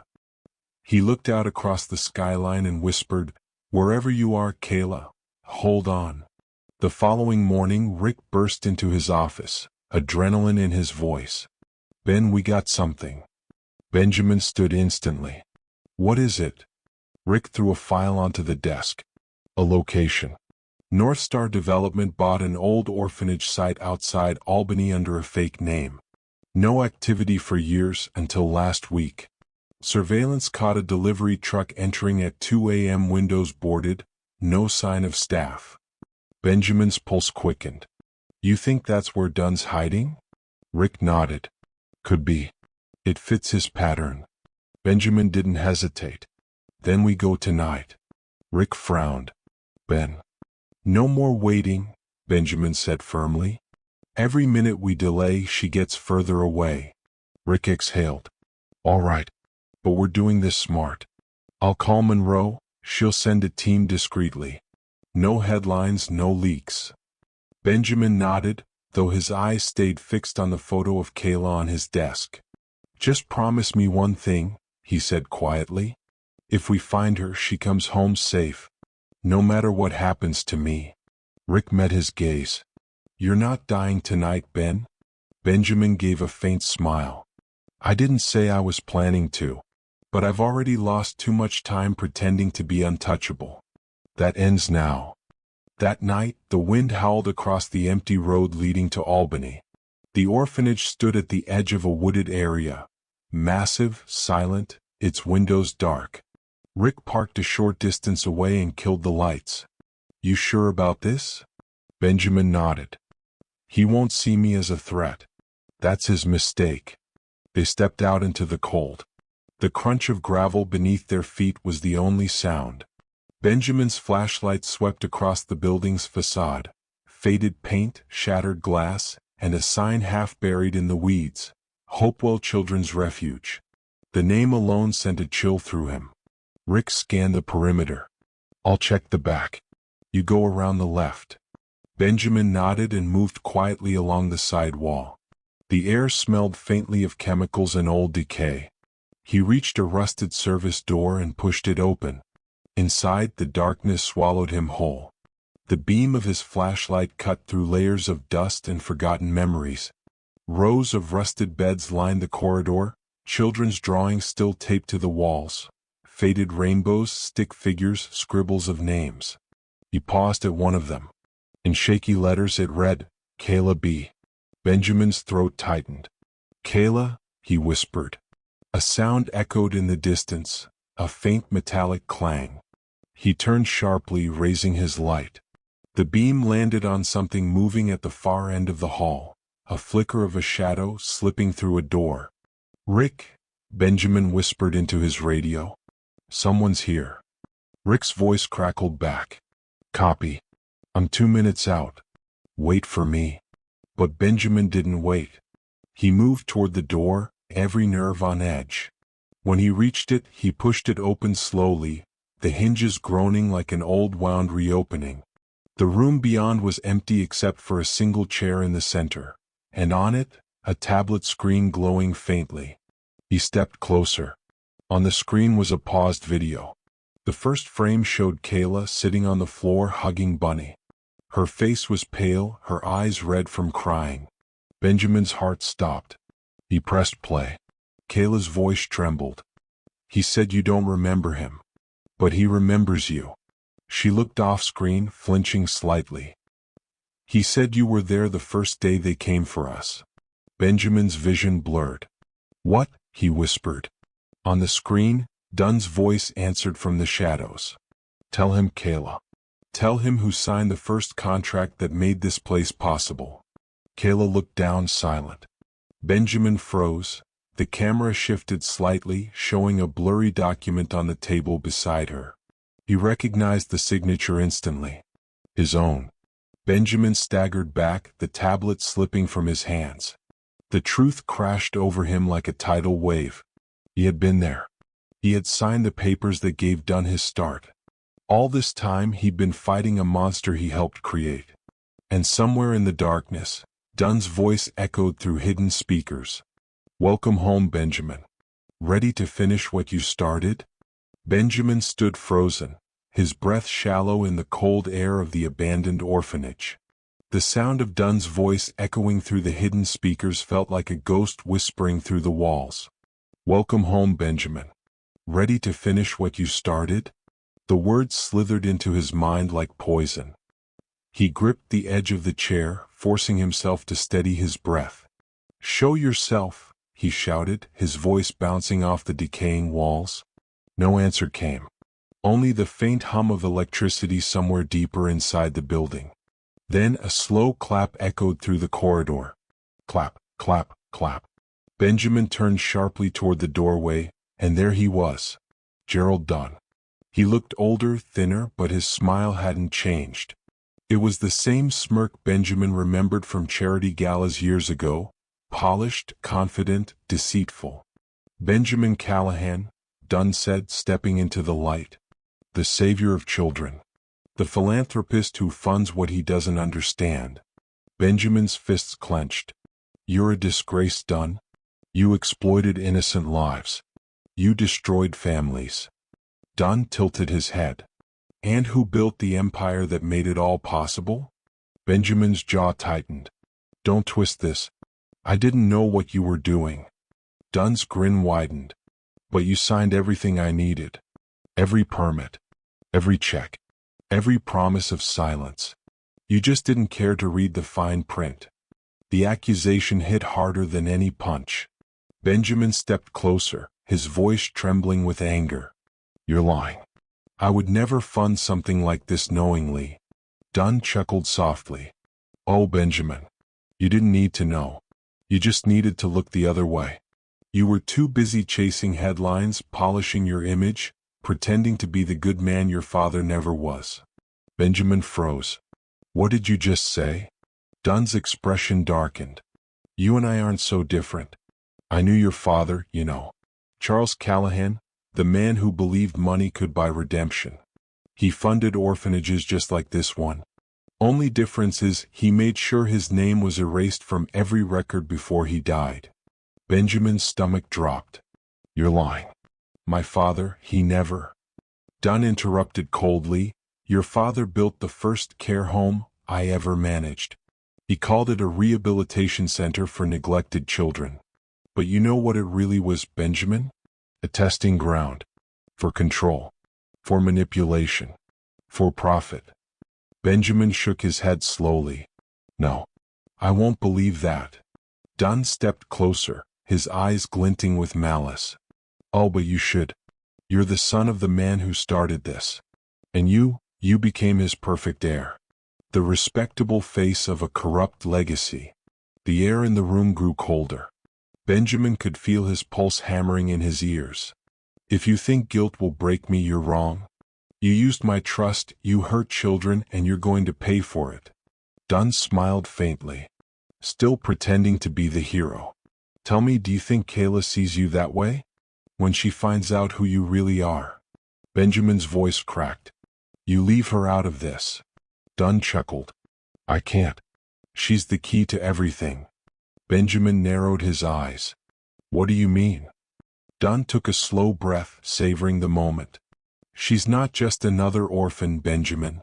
She's proof, living, breathing proof, of what your father's empire created.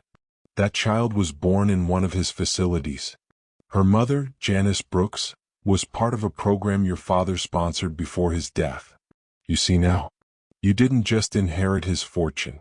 You inherited his sins. Benjamin felt his chest tighten. You're lying? Dunn snapped his fingers. A door creaked open at the back of the hall. Two men appeared, dragging a small metal case. They placed it on the table beside Dunn.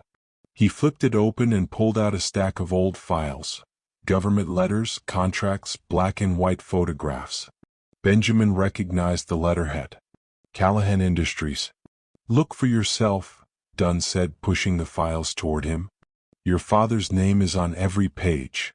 Benjamin flipped through them with trembling hands. Project titles, legal jargon, and signatures blurred before his eyes. He could barely breathe. This can't be real, he muttered. My father would never. Oh, it's real, Dunn interrupted. And now it's your legacy to clean up. How poetic, isn't it? The billionaire's redemption story, except this time, there's no redemption. Just bloodlines. Benjamin slammed the folder shut and glared at him. You think I'm going to let you twist history to justify your crimes? No. This ends tonight. Dunn smirked. You're too late, Benjamin. It's already begun again. Before Benjamin could respond, a sudden loud bang echoed from somewhere in the building. Dunn turned toward the sound calmly. Ah, seems your friend Rick has arrived. Benjamin lunged forward, but Dunn raised a hand. One more step and you'll regret it. A small light on the ceiling blinked red, a hidden security sensor. Benjamin froze. Dunn smiled thinly. You didn't really think I'd meet you here without precautions, did you? This place is wired. Every hallway. Every room. You're standing in the middle of my proof and my leverage. Leverage? Benjamin demanded. Dunn leaned closer, his voice a whisper. If anything happens to me tonight, the files you're holding will be sent to every major news outlet in the country. Callahan Industries will burn. Your name, your father's name, erased. Along with any chance you had of saving that girl. Benjamin's jaw tightened. You won't get away with this. Dunn shrugged. I already have. He turned to leave, but Benjamin grabbed his arm. You're done running, Dunn? For a brief moment, the old man's calm cracked. You still don't understand, do you? You can't destroy me without destroying yourself. Benjamin didn't let go. Maybe that's a price I'm finally ready to pay. Dunn's eyes narrowed. Then I suppose we'll both go down together. A piercing alarm blared suddenly, loud, shrill, echoing through every corridor. Red lights flashed across the walls. Smoke began to seep from the vents. Rick's voice shouted from the hallway, Ben. The place is rigged. We have to move. Benjamin's grip loosened. Dunn smiled one last time. Goodbye, Benjamin. See you in the ashes. He slipped free and disappeared into the smoke-filled hall before Benjamin could react. Rick grabbed Benjamin's arm. We have to go now. The files? Benjamin shouted. We can't lose them. Rick yanked the folder from the table. Got them. Move. They ran through the corridor as the fire alarms wailed. Flames began licking the walls, spreading fast. Benjamin stumbled once, coughing from the smoke. Rick pulled him toward the exit. Behind them, the orphanage, the house of secrets, began to collapse. They burst out into the cold night air just as an explosion rocked the building. Debris rained across the ground. Benjamin turned, watching as the structure that held his past burned to the ground. Rick looked at him. You okay? Benjamin nodded faintly, staring into the flames. No. But I will be. He looked at the folder clutched in Rick's hands. Whatever truth is in there, we find it, we face it, and we end this, for good. As fire trucks screamed toward the scene, Benjamin's phone buzzed with a new message. It was a video file. No sender. He opened it. Kayla's voice came through the speaker, trembling, afraid. He said he's coming for you next, Mr. Callahan. And he said, you already know why. Benjamin's blood ran cold. He looked toward the burning building and whispered, Dunn's not finished. Not yet. Morning came wrapped in smoke and silence. From the window of the temporary safe house, Benjamin watched as gray light crept across the skyline. The news had already broken. Abandoned orphanage explodes outside Albany, links to billionaire philanthropist under investigation. His name was back in the headlines, but this time not for his business or his charities. This time it was for something darker. Rick entered the room holding 2 coffees. He looked exhausted, soot smudged across his jacket. "It's everywhere," he said quietly, handing Benjamin a cup. "Every channel. Every paper." Benjamin didn't take it. He just stared out the window, his mind replaying the fire. Dunn's grin fading into smoke, Kayla's trembling voice from the video. "He said he's coming for you next." "What's in the folder?" Benjamin finally asked. Rick set his coffee down and opened the battered file they'd saved from the fire. Inside were stacks of documents, contracts, emails, and photos. The deeper they read, the worse it became. Corporate ledgers showing money funneled through fake charities.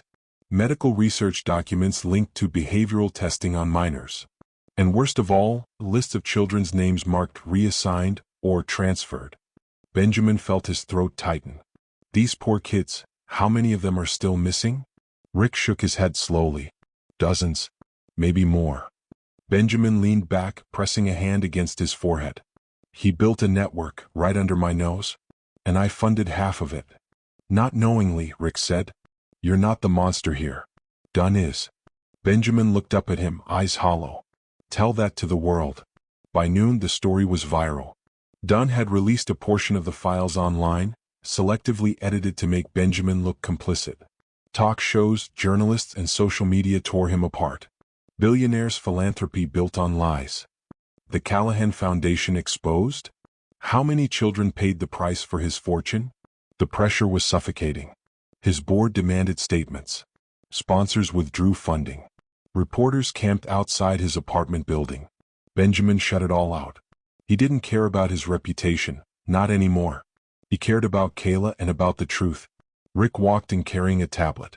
"I traced one of Dunn's shell companies, Haven West Logistics. It's still active. Warehouse in New Jersey." Benjamin straightened. "What's inside?" "Hard to say. Could be storage, could be something worse." "But listen," Rick hesitated. "If Dunn's still alive, that's where he'll regroup. You've hit his name and his network. He'll want to protect what's left." Benjamin stood. "Then that's where I'm going." Rick frowned. "You're under investigation, Ben. If the media catches you sneaking into another one of his facilities, you'll be finished." Benjamin looked him in the eye. "If we don't act now, more children could vanish.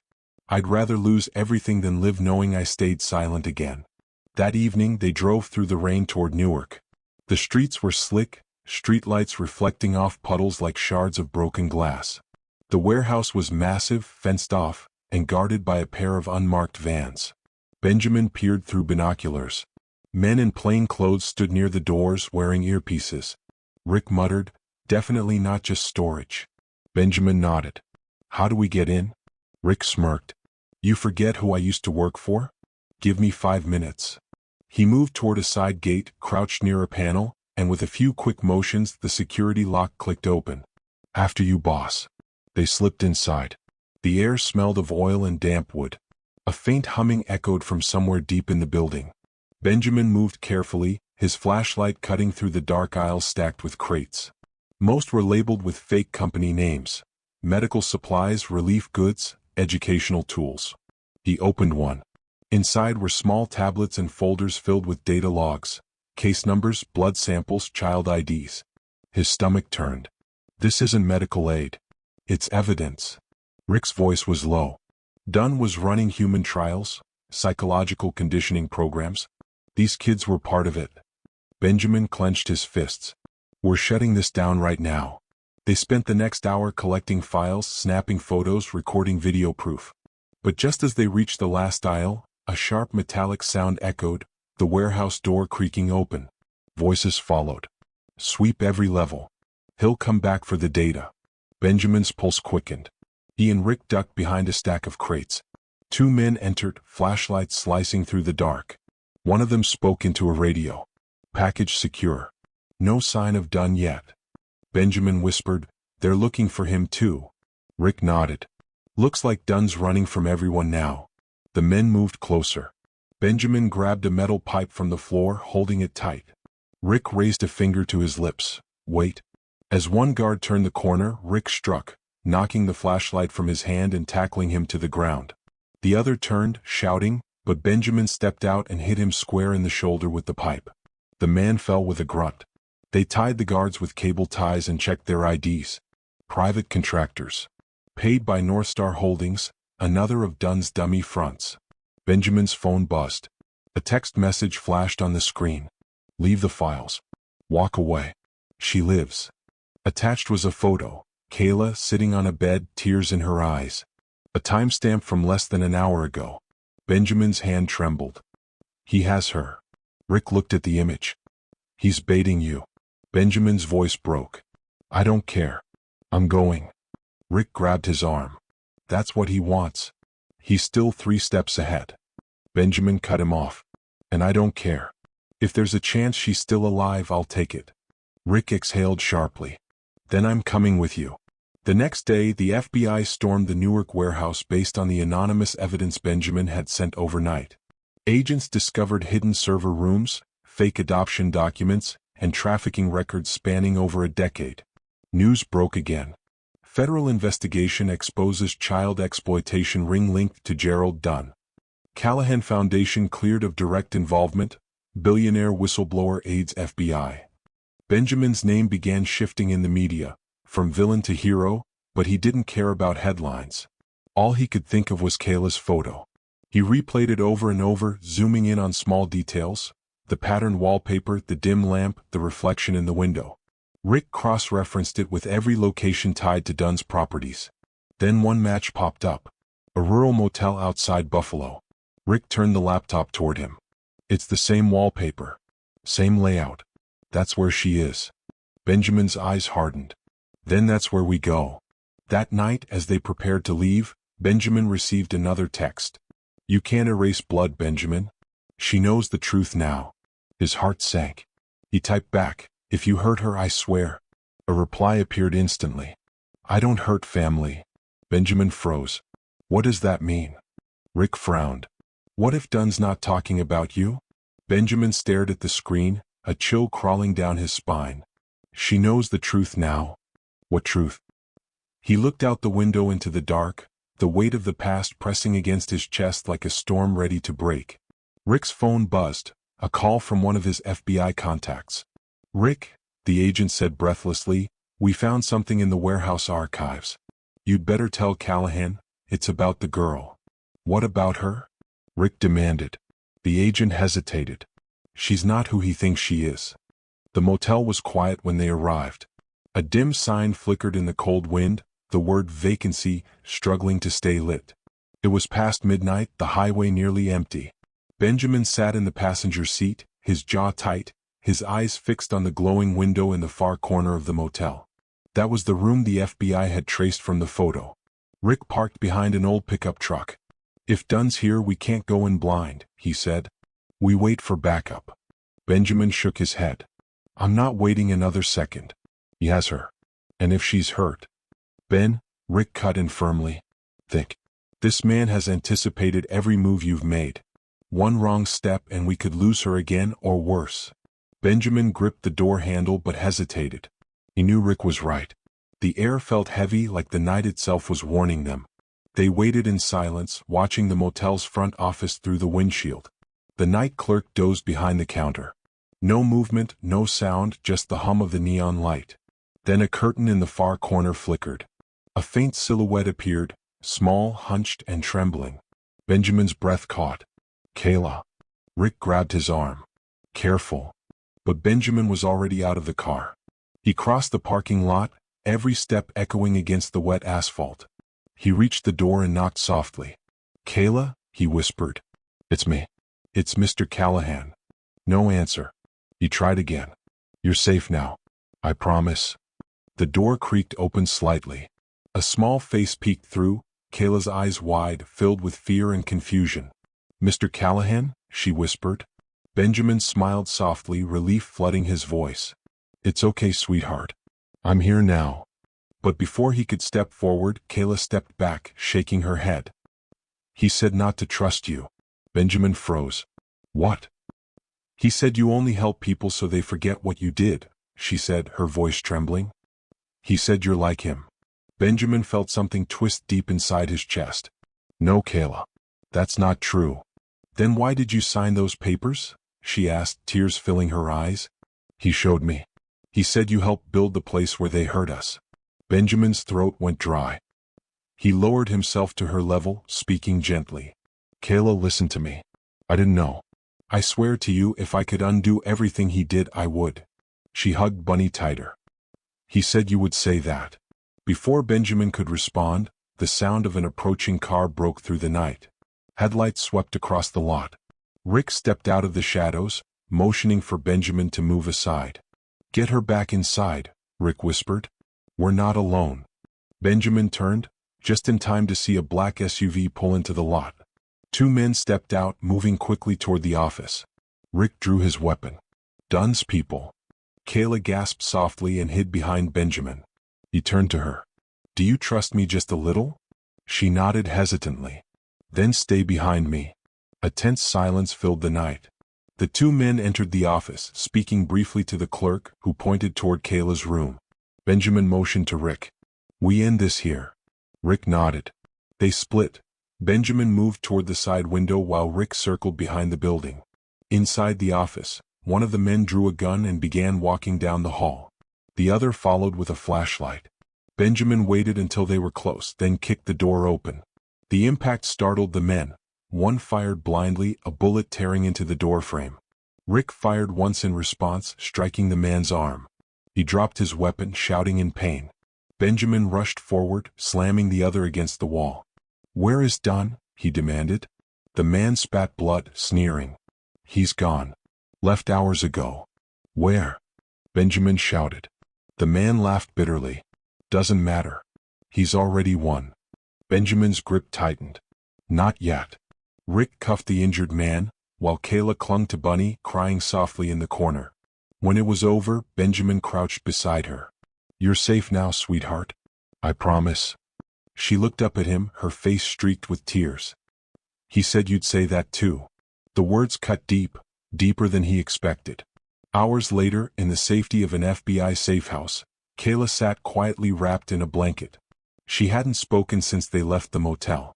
An agent brought in cocoa for her, but she just stared into it, lost in her thoughts. Benjamin stood near the window, exhausted. Rick entered with a folder. Got the report, he said. Those men were part of Dunn's logistics team. He's still alive, but he's running out of places to hide. Benjamin nodded but didn't respond. His mind was somewhere else. Rick placed the folder on the table. There's something else you need to see. Inside were birth records, medical files, and a photograph, faded but clear enough to recognize the child. It was Kayla. Benjamin frowned. What am I looking at? Rick hesitated.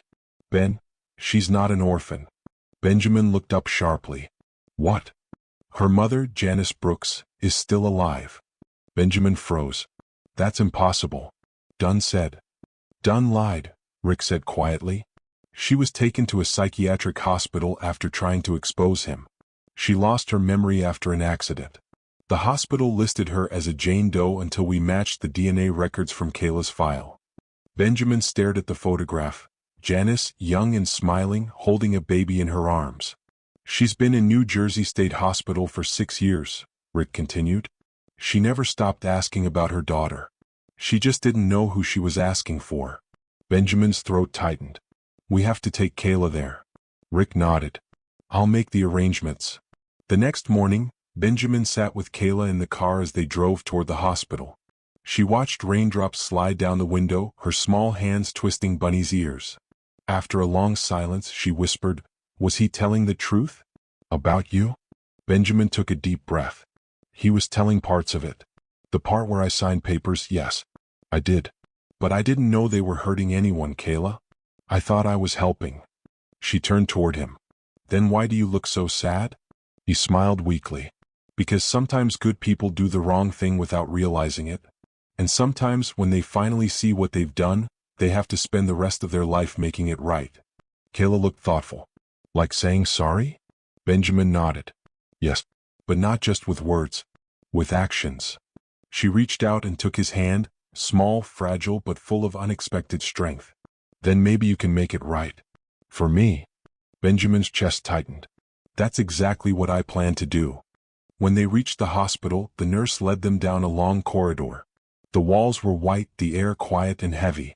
At the end of the hall, behind a glass door, sat a woman with soft curls and distant eyes, painting tiny flowers on a sheet of paper. Janice Brooks, the nurse said softly. Kayla froze. Her grip on Benjamin's hand tightened. Benjamin knelt beside her. It's okay. Go to her. Kayla hesitated, then slowly stepped forward. The woman looked up, confused at first, then something flickered in her eyes. Recognition. Kayla, she whispered. The little girl's lip quivered. Mommy? Janice stood, trembling, tears flooding her eyes. Oh my God, my baby. Kayla ran into her arms, sobbing. Janice held her tight, crying into her daughter's hair. Benjamin turned away, blinking hard against the emotion rising in his chest. For the first time, the ghosts of his past felt lighter, as if one of the many broken pieces of his life had found its place again. Rick stepped up beside him, holding a small envelope. Ben, he said quietly, you need to see this.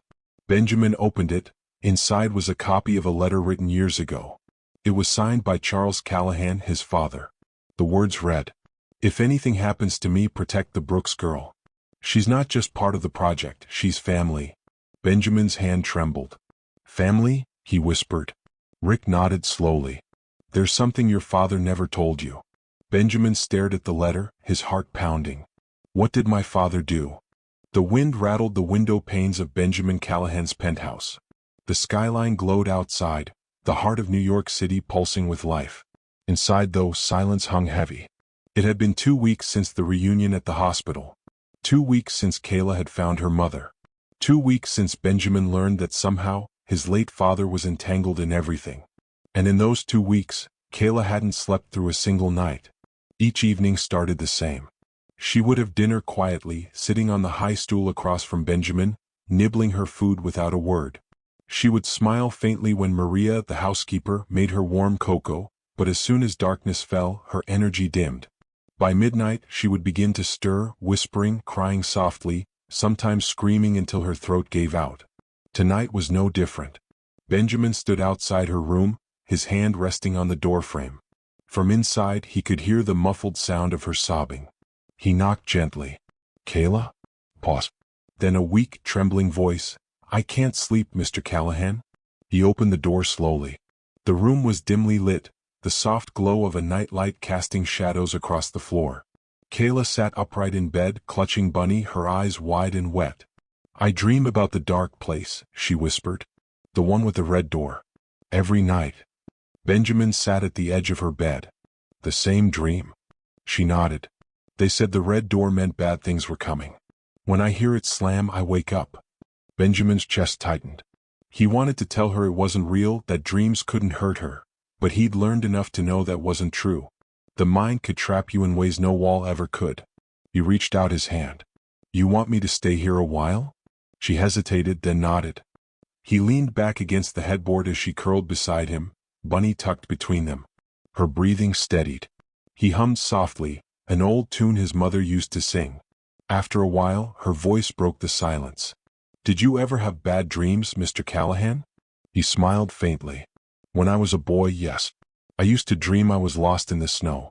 I'd shout for my father, but he never came. She looked up at him. Did the dream ever stop? He paused. No. I just learned to stop waiting for him. Kayla frowned. Maybe you should have kept calling. He looked down at her, this tiny, brave soul who had seen more horror than most adults could bear, and realized she might be right. In the following days, Benjamin made quiet changes to his routine. He began coming home earlier from work. He no longer spent evenings lost in business calls or scrolling through reports. Instead, he'd cook simple meals with Maria and help Kayla with her drawing. She liked to draw flowers, wild, bright ones that filled the page. When he asked why, she said, because flowers are brave. They grow even when the world's too cold. It was the kind of answer that lingered long after she said it. Benjamin found himself reflecting on his own life. The boardrooms, the endless zeros, the quiet loneliness that had followed him for years. For the first time, his home didn't feel empty. But the nights still came with shadows. Sometimes he'd wake to find Kayla sitting by the window, staring out at the city lights. "What are you thinking about?" he'd ask. "About Mommy," she'd whisper. "And about him." Benjamin would kneel beside her. "You don't have to be afraid anymore." But she'd shake her head. "He said he'll find me. He said we can't hide forever." The fear in her eyes was real. And Benjamin knew Dunn was still out there. Rick had been searching, but every trail led to dead ends, false leads, shell companies, foreign accounts. Dunn was a ghost, slipping through every net. Benjamin hated feeling powerless. He had built an empire on control, on strategy, on precision. But none of that meant anything now. The only thing that mattered sat across the hall, clutching a stuffed rabbit, fighting to sleep. One night, while reviewing old documents, Benjamin stumbled upon another letter from his father. It was dated a few months before Charles Callahan's death. "There are things I've done that you'll never forgive, Benjamin. But I did them to protect someone, a girl and her mother. If you ever find them, keep them safe. It's the only way I can make peace with what I allowed." Benjamin stared at the letter, his pulse quickening. His father knew about Dunn. He knew about Janice and Kayla. And if he'd known, maybe he'd also been trying to stop it. Benjamin's mind raced. If Charles had funded Dunn's first shelter, maybe he'd left clues, buried in company files or old property records. He stayed up all night searching through archives, tracing the paper trail backward. By dawn, his eyes were red, but he'd found something. A hidden property. Registered under an alias, Margaret's Promise Foundation. An address in Queens. He folded the paper carefully, heart pounding. It wasn't just about Dunn anymore. It was about uncovering the truth his father had died protecting. The next morning, Kayla found him asleep at his desk. She tiptoed in, set Bunny beside his arm, and whispered, "Good morning." He stirred, smiling groggily. "You're up early." "I made you breakfast," she said proudly. Maria helped. He looked at the tray, toast slightly burnt, orange juice half spilled, and laughed. "It's perfect." She giggled, then noticed the map spread out across the desk. "What's that?" "Just some old papers," he said, quickly folding it up. She tilted her head. "You're hiding something." Benjamin smiled. "You're very observant." "I'm brave too," she said with a grin. "So if you're going somewhere, I want to come." He hesitated. "It's not safe, Kayla." "Then you shouldn't go alone," she said softly. He looked into her eyes, full of quiet courage, and for a moment he saw his younger self reflected back. Maybe this was what it meant to have a family. Not by blood but by choice. That night, the city thundered with rain. Benjamin sat in the living room, reading through files by lamplight. Kayla had finally fallen asleep, or so he thought. When he checked on her hours later, her bed was empty. His heart dropped. He called out, "Kayla?" No answer. He searched the hallway, then the kitchen. Nothing. Panic rose in his chest until he noticed the front door slightly open, the security latch undone. He rushed to the lobby, shouting her name. Then he saw her, standing just outside under the awning, barefoot, drenched in rain, staring into the night. He ran to her, wrapping his coat around her shoulders. "Kayla, what are you doing out here?" Tears streamed down her face. "I saw him." Benjamin froze. "Who?" "The man with the red door," she whispered. "He was across the street, watching." Benjamin turned. The street was empty, rain falling in sheets. No one there. But deep down he knew she wasn't imagining it. Somewhere out there, Dunn was still pulling strings. He lifted her into his arms, her small frame shivering against his chest. "It's okay," he whispered. "I won't let anyone hurt you again." As he carried her back upstairs, thunder rumbled over the city, echoing like a warning. Kayla drifted off in his arms, finally at peace. But Benjamin didn't sleep that night. He stood by the window until dawn, watching the rain fall, waiting for shadows to move. Because deep down he knew, the past wasn't finished with them yet. The next morning Rick called. His voice was grim. "Ben, we found Dunn's car. Abandoned near the Queen's property you mentioned." Benjamin's grip on the phone tightened. "Was he inside?" "No," Rick said. "But there's something else." A child's drawing was taped to the dashboard. Signed, Kayla. Benjamin's blood ran cold. He's sending a message. The morning after the phone call, Benjamin couldn't shake the chill that ran down his spine. Dunn was out there, somewhere, and he was watching. For the first time in years, Benjamin felt something stronger than fear: protectiveness. He wasn't thinking like a businessman anymore. He was thinking like a father. The sun was still low when Kayla padded into the kitchen, rubbing her eyes. She wore her oversized bunny slippers, her hair sticking out in every direction. Maria was at the stove, humming softly as she flipped pancakes. When she saw Kayla, she smiled. "Morning, sweetheart. You hungry?" Kayla nodded. "Can I help?" Maria chuckled. "Of course. You can stir the batter." Benjamin watched from the doorway, unseen for a moment. There was something healing in the scene: the warmth of the kitchen, the laughter, the smell of syrup. He thought about how his house used to sound before Kayla came: quiet, mechanical, lifeless. Now it was alive again. When he stepped in, Kayla grinned. "We made breakfast." He smiled. "I can see that." Maria winked. "You better eat before she eats it all." Kayla giggled and poured syrup over her pancakes, a little too much. Benjamin sat down across from her, feeling the warmth spread through his chest. It wasn't the food, it was the feeling of home. After breakfast, they took a walk through Central Park. The air was crisp, the trees beginning to change color. Kayla ran ahead, chasing pigeons, her laughter echoing down the path. Benjamin followed slowly, hands in his pockets, smiling despite the cold. "Mr. Callahan," she called out, spinning around. "If I catch one, can we keep it?" He laughed. "I think pigeons belong to the city. But I could teach it tricks," she insisted. He raised an eyebrow. "Tricks? Yeah. Like sitting still. Or not flying away." Benjamin chuckled. "Sounds like a challenge."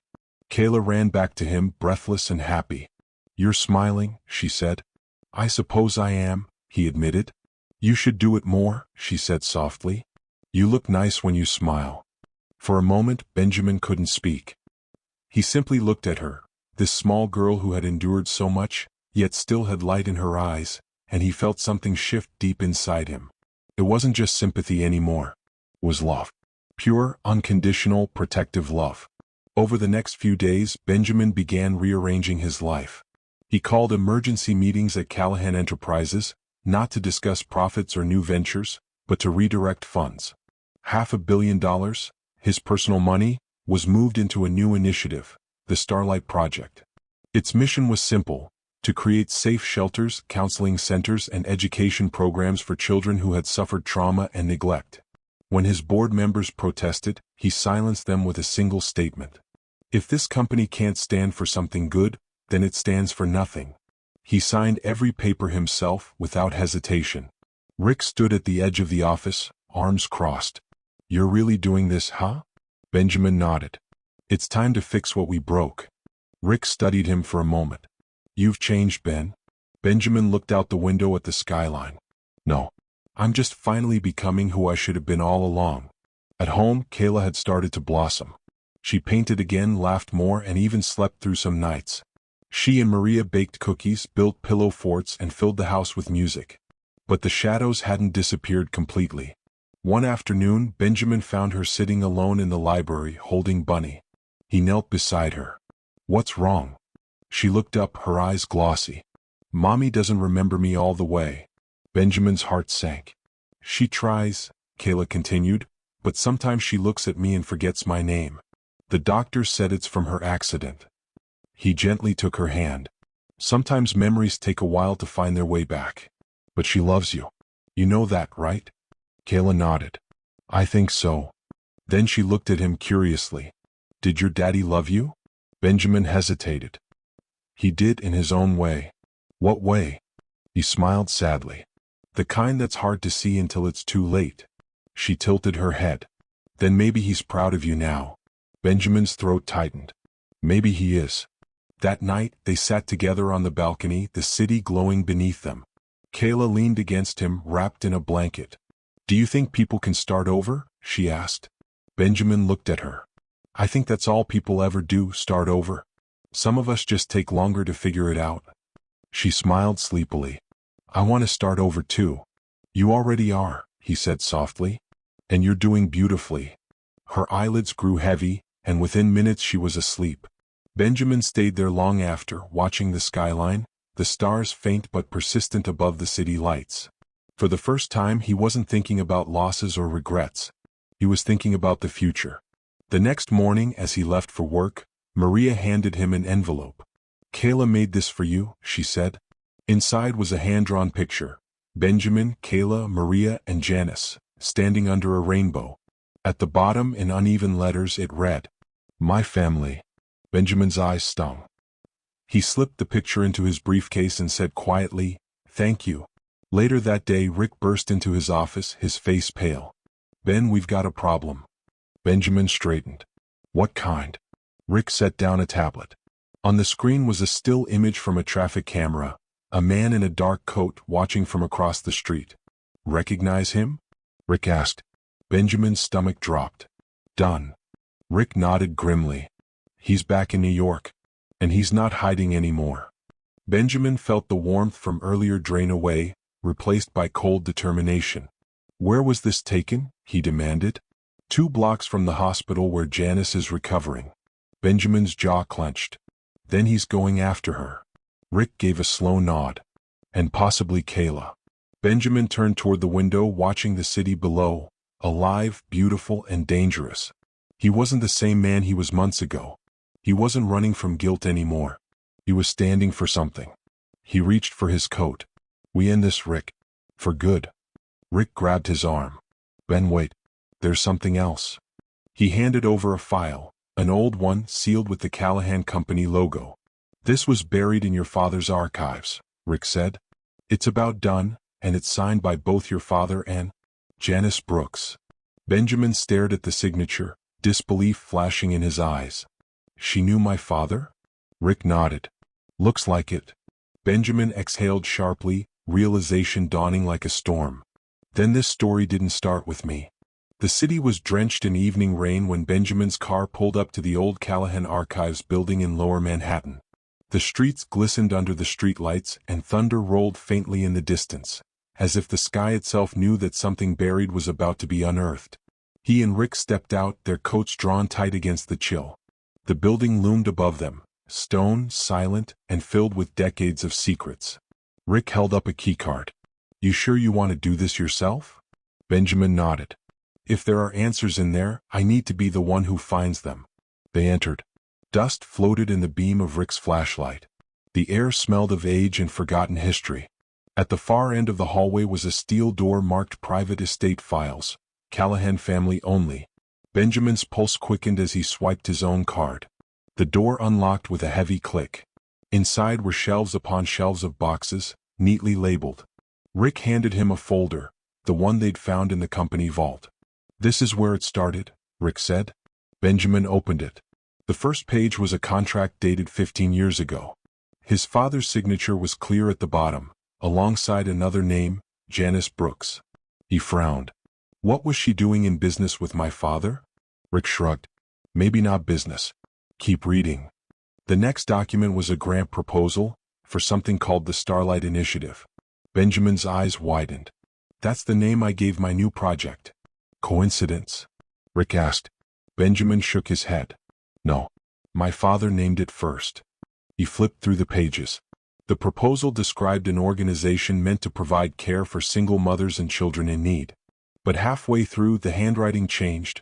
Notes scribbled in the margins, angry, desperate. "Funding pulled. Dunn took control. Threatened Janice.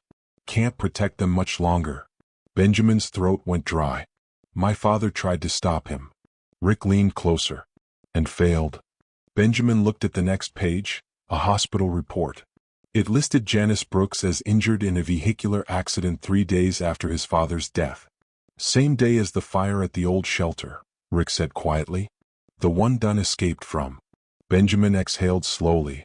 "So my father and Janice were working together. They tried to protect those children." He stared at the final page, a handwritten letter addressed to him. "Benjamin, if you're reading this, then I couldn't save them. Janice and her daughter are in danger. Dunn is more powerful than you know. Protect the girl. Keep her safe no matter the cost." "Dad." Benjamin's chest tightened. He had spent years resenting his father, believing the man was heartless, only to discover he'd died trying to do the right thing. He closed the file and whispered, "I was wrong about him." Rick placed a hand on his shoulder. "We both were." The next morning, Benjamin visited Janice at the hospital again. The nurses greeted him warmly. He'd been there often, bringing her flowers, reading to her, helping her rebuild fragments of her memory. Janice sat by the window, sketching quietly. She looked better, stronger, more present. "Good morning, Janice," he said softly. She turned, smiling. "Benjamin, you always bring the sun with you." He smiled.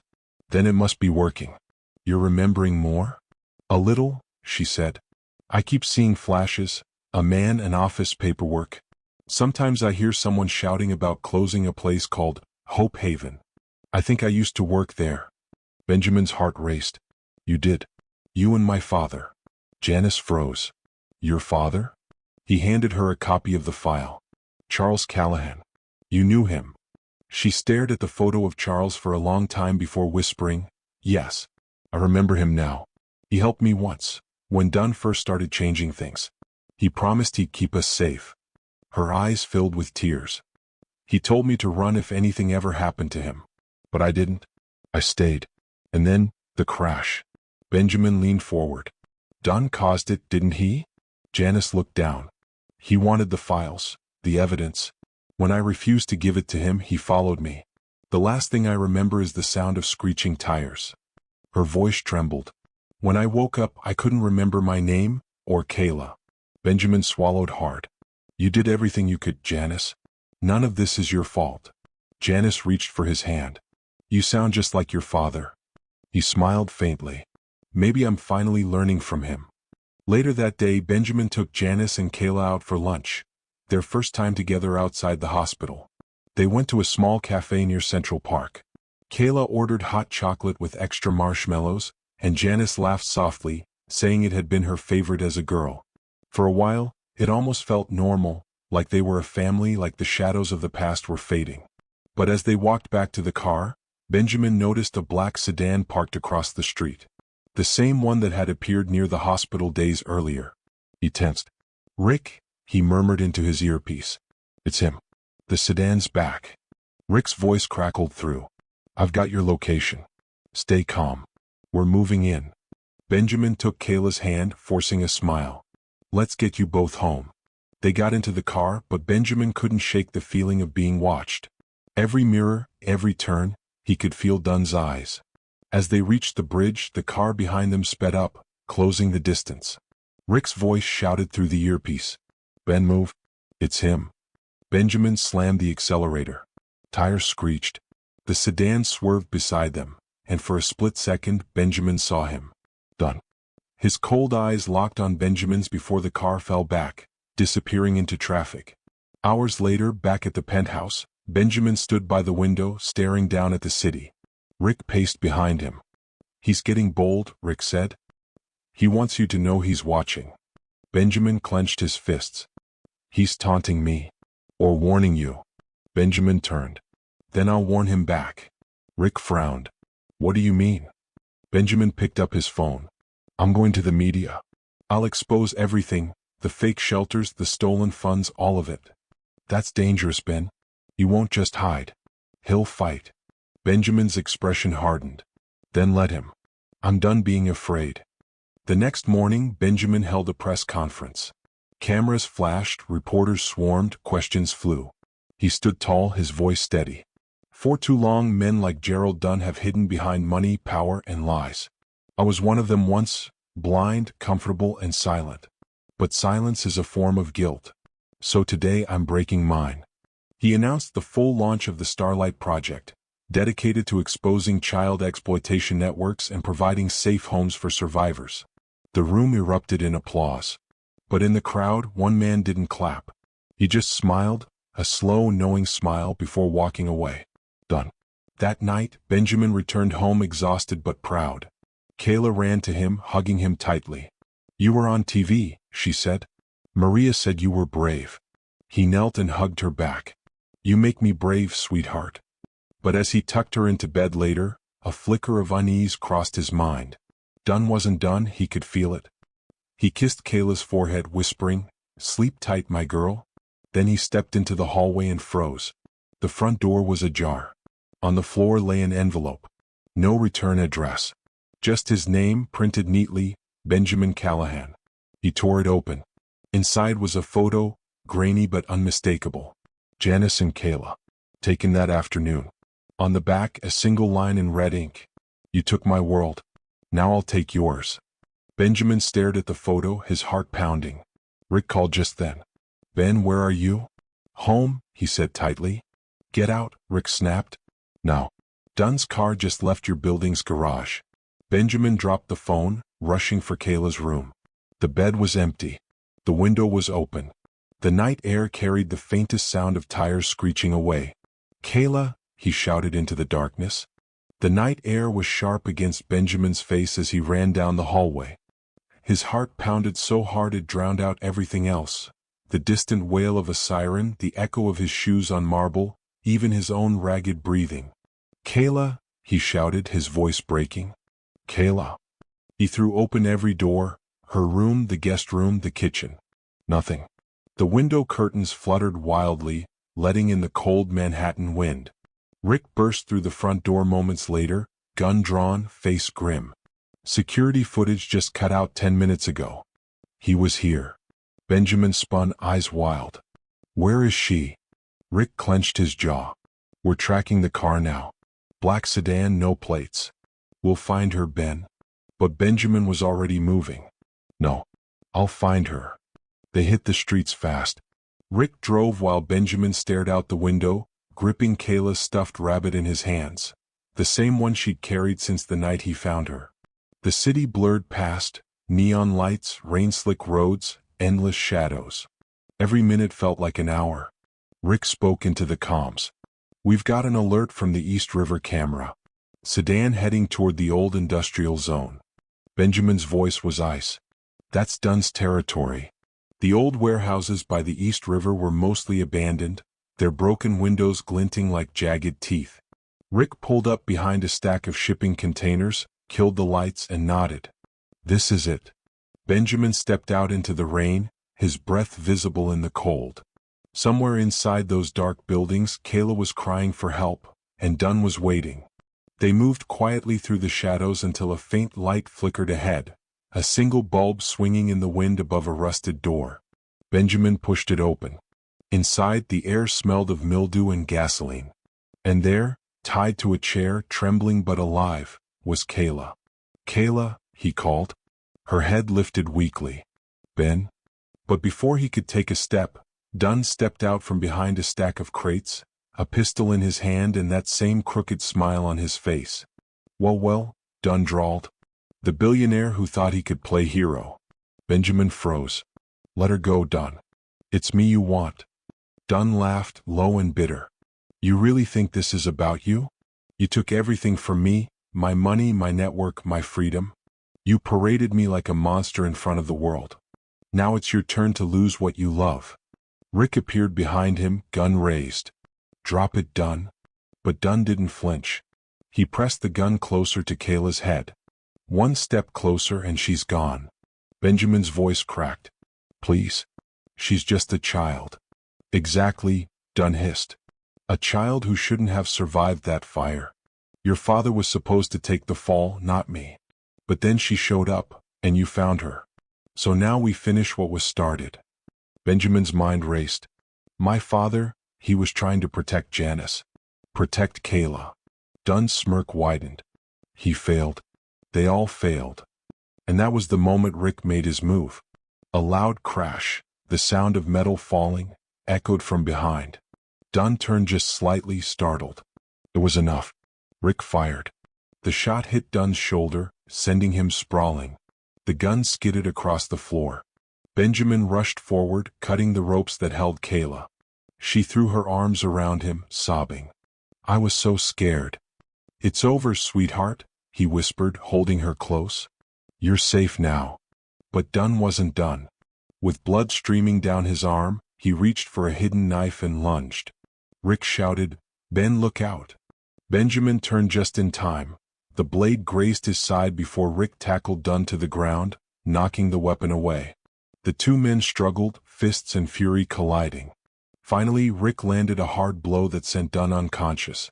Benjamin staggered, wincing, one hand pressed against his wound. Kayla clung to him, crying. Don't die, Ben. Please don't die. He smiled weakly.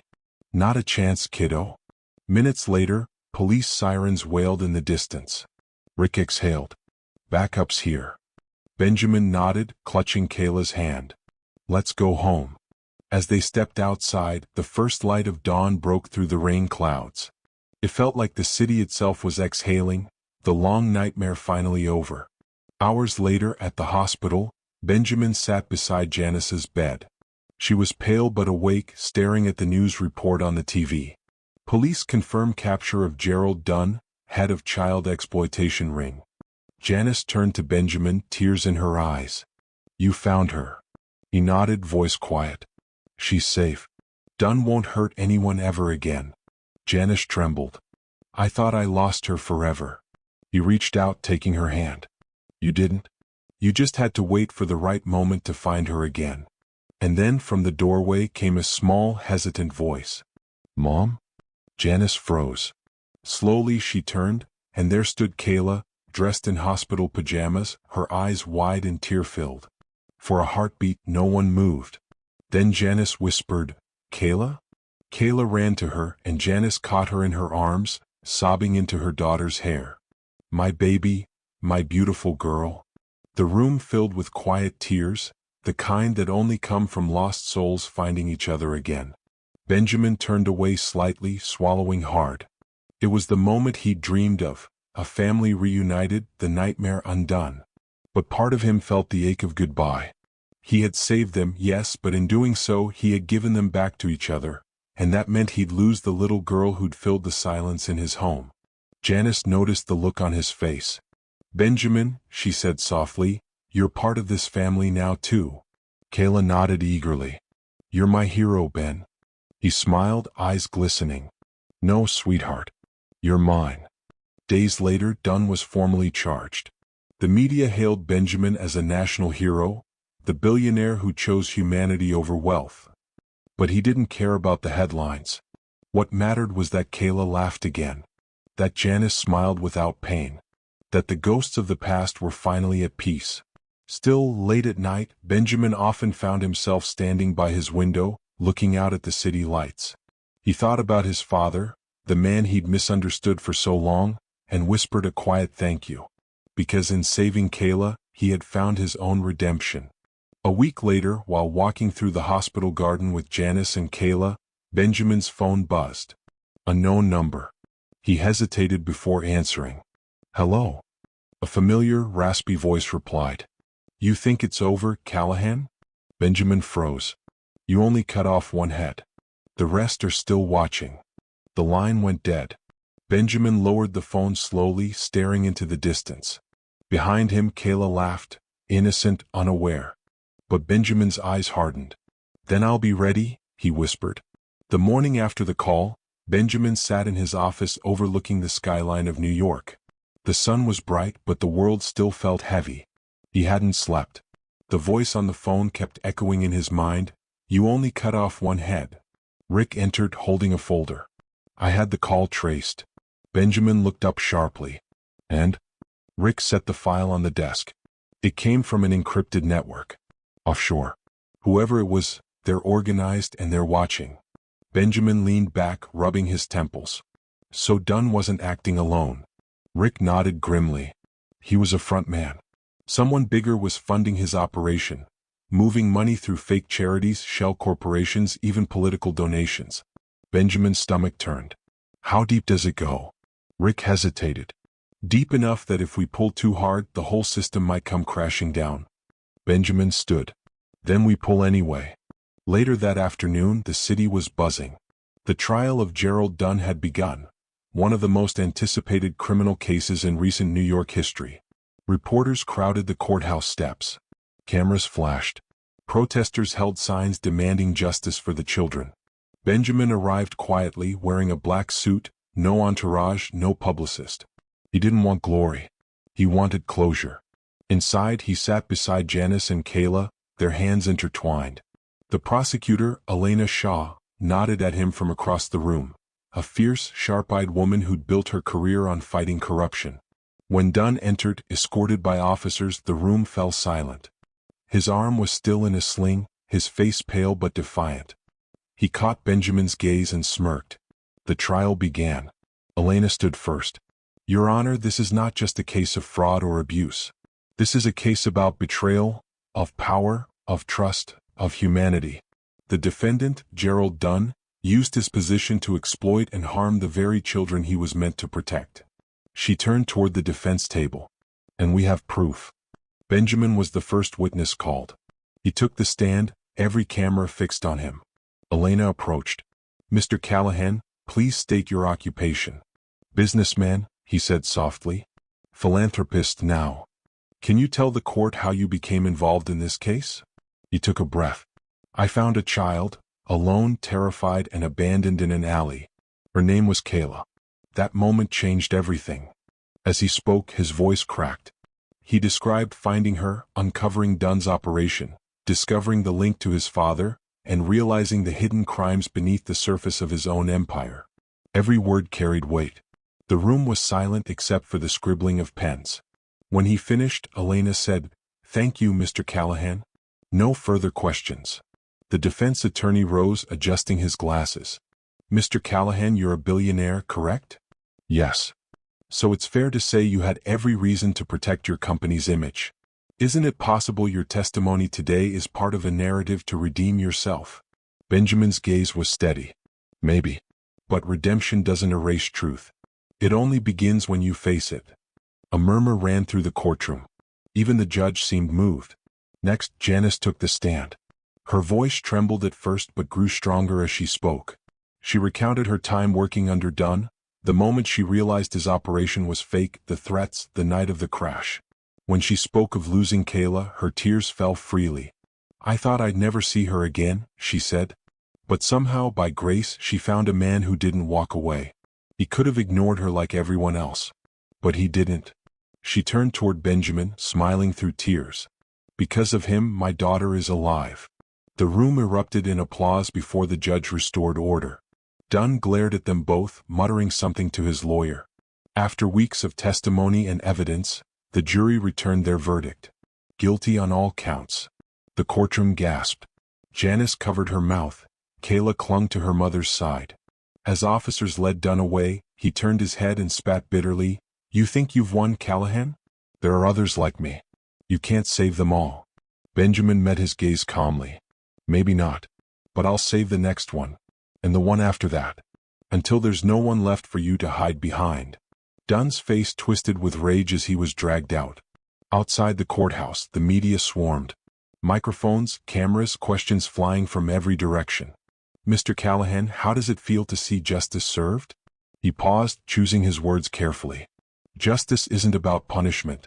It's about truth. And truth doesn't belong to the powerful. It belongs to everyone who's been silenced.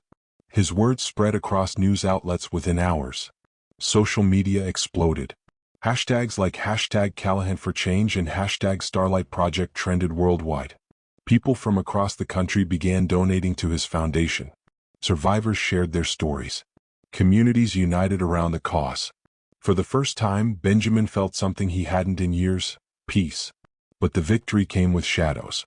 That night, as Benjamin walked into his penthouse, he found Rick waiting with a grim expression. You were right, Rick said. Dunn wasn't lying. We found encrypted documents in his laptop, offshore accounts, communications with unnamed donors. Someone high up kept this machine running. Benjamin frowned. How high up? Rick hesitated. Politicians, executives, even a few charity heads. He wasn't just a monster, he was a businessman working for monsters. Benjamin stared out at the skyline. Then we keep digging. Rick smiled faintly. That's what I figured you'd say. Later that night, Benjamin stood by the window again. Below, the city shimmered, vibrant, alive, imperfect but worth saving. Behind him, Kayla appeared in her pajamas, holding her rabbit. You're thinking again, she said sleepily. He smiled, lifting her onto his lap. Always. About bad guys? He chuckled softly. A little. But mostly about good ones. Like you. Benjamin looked at her. No, sweetheart. Like you. She grinned. Can I stay up? He shook his head. Not tonight. You've got school in the morning. Promise you'll still be here when I wake up? He kissed her forehead. Always. She smiled and ran back to her room. Benjamin watched her go, then turned back to the window. Somewhere in the distance, he could hear the hum of the city, and in it, the faint whisper of his father's voice. Protect the girl. Keep her safe no matter the cost. He whispered back, I did, Dad. And I will. The next morning, Rick dropped a new folder on Benjamin's desk.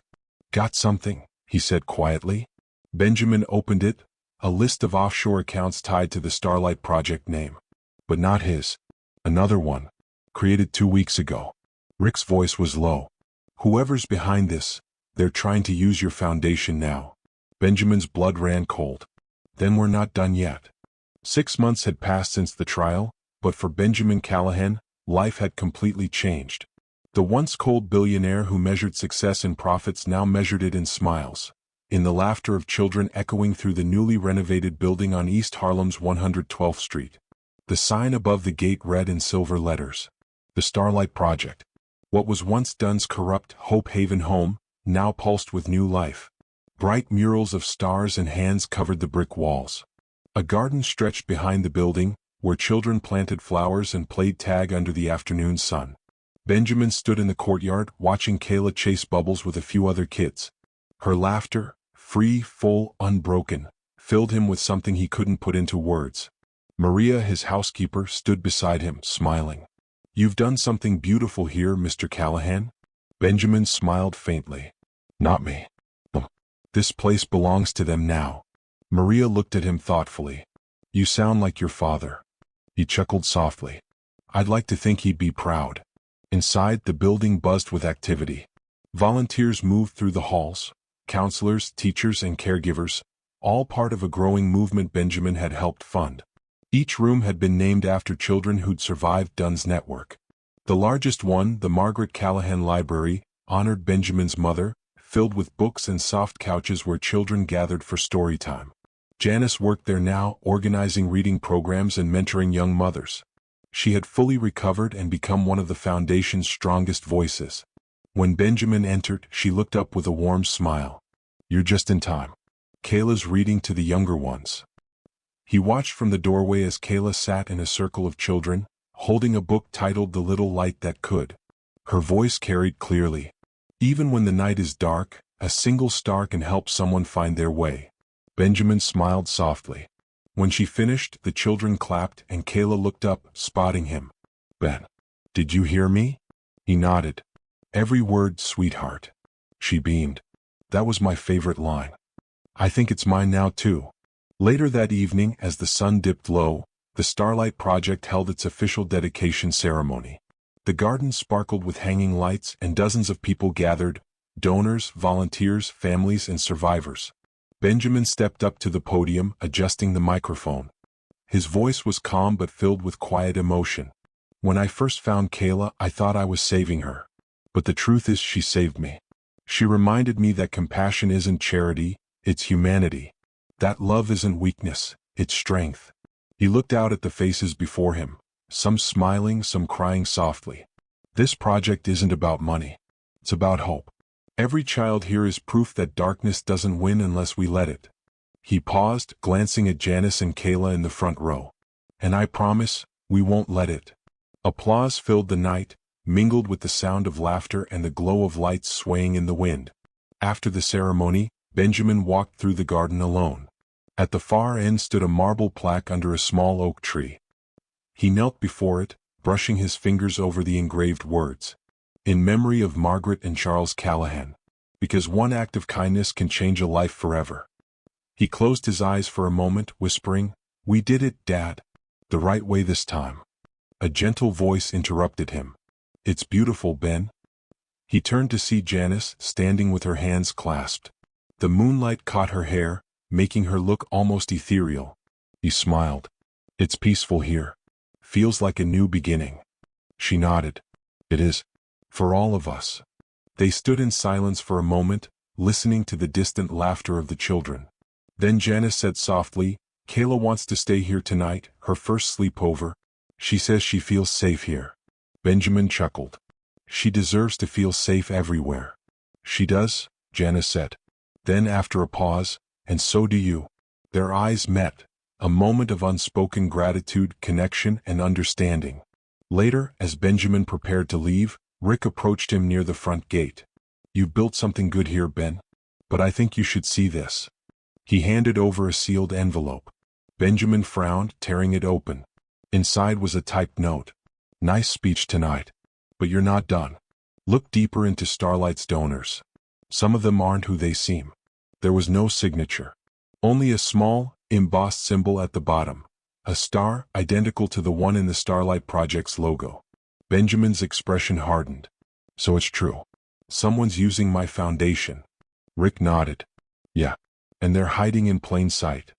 Benjamin looked back toward the building, where Kayla's laughter still floated through the open windows. He exhaled slowly. "Then we find them. Quietly. I won't let this place become what Dunn made it." Rick smiled faintly. "I'll get the team ready." Benjamin nodded. "Tomorrow. Tonight belongs to them." That night, Benjamin stood at the edge of the garden, watching the children chase fireflies under the soft glow of lanterns. Kayla spotted him and waved, her face lit with pure joy. "Good night, Ben," she called. He waved back. "Good night, Starshine." She giggled at the nickname and ran back to her friends. Benjamin smiled, the kind of smile that came from peace, not pride. The kind born from pain turned into purpose. As he turned to leave, the wind rustled the trees and one of the garden lights flickered out. He looked back thoughtful. The plaque glimmered under the moonlight, and for a moment he thought he saw his father's shadow standing beside it, watching, proud. Then it was gone. Benjamin whispered, "I'll protect them always."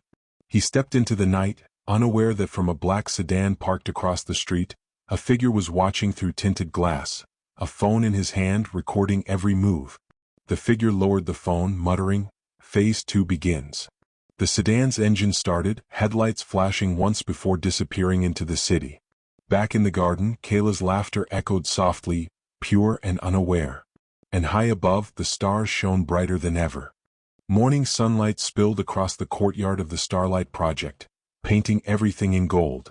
Birds sang from the oak tree near the entrance, and the laughter of children floated through the air like music. Benjamin Callahan stood at his office window, coffee in hand, watching life bloom below.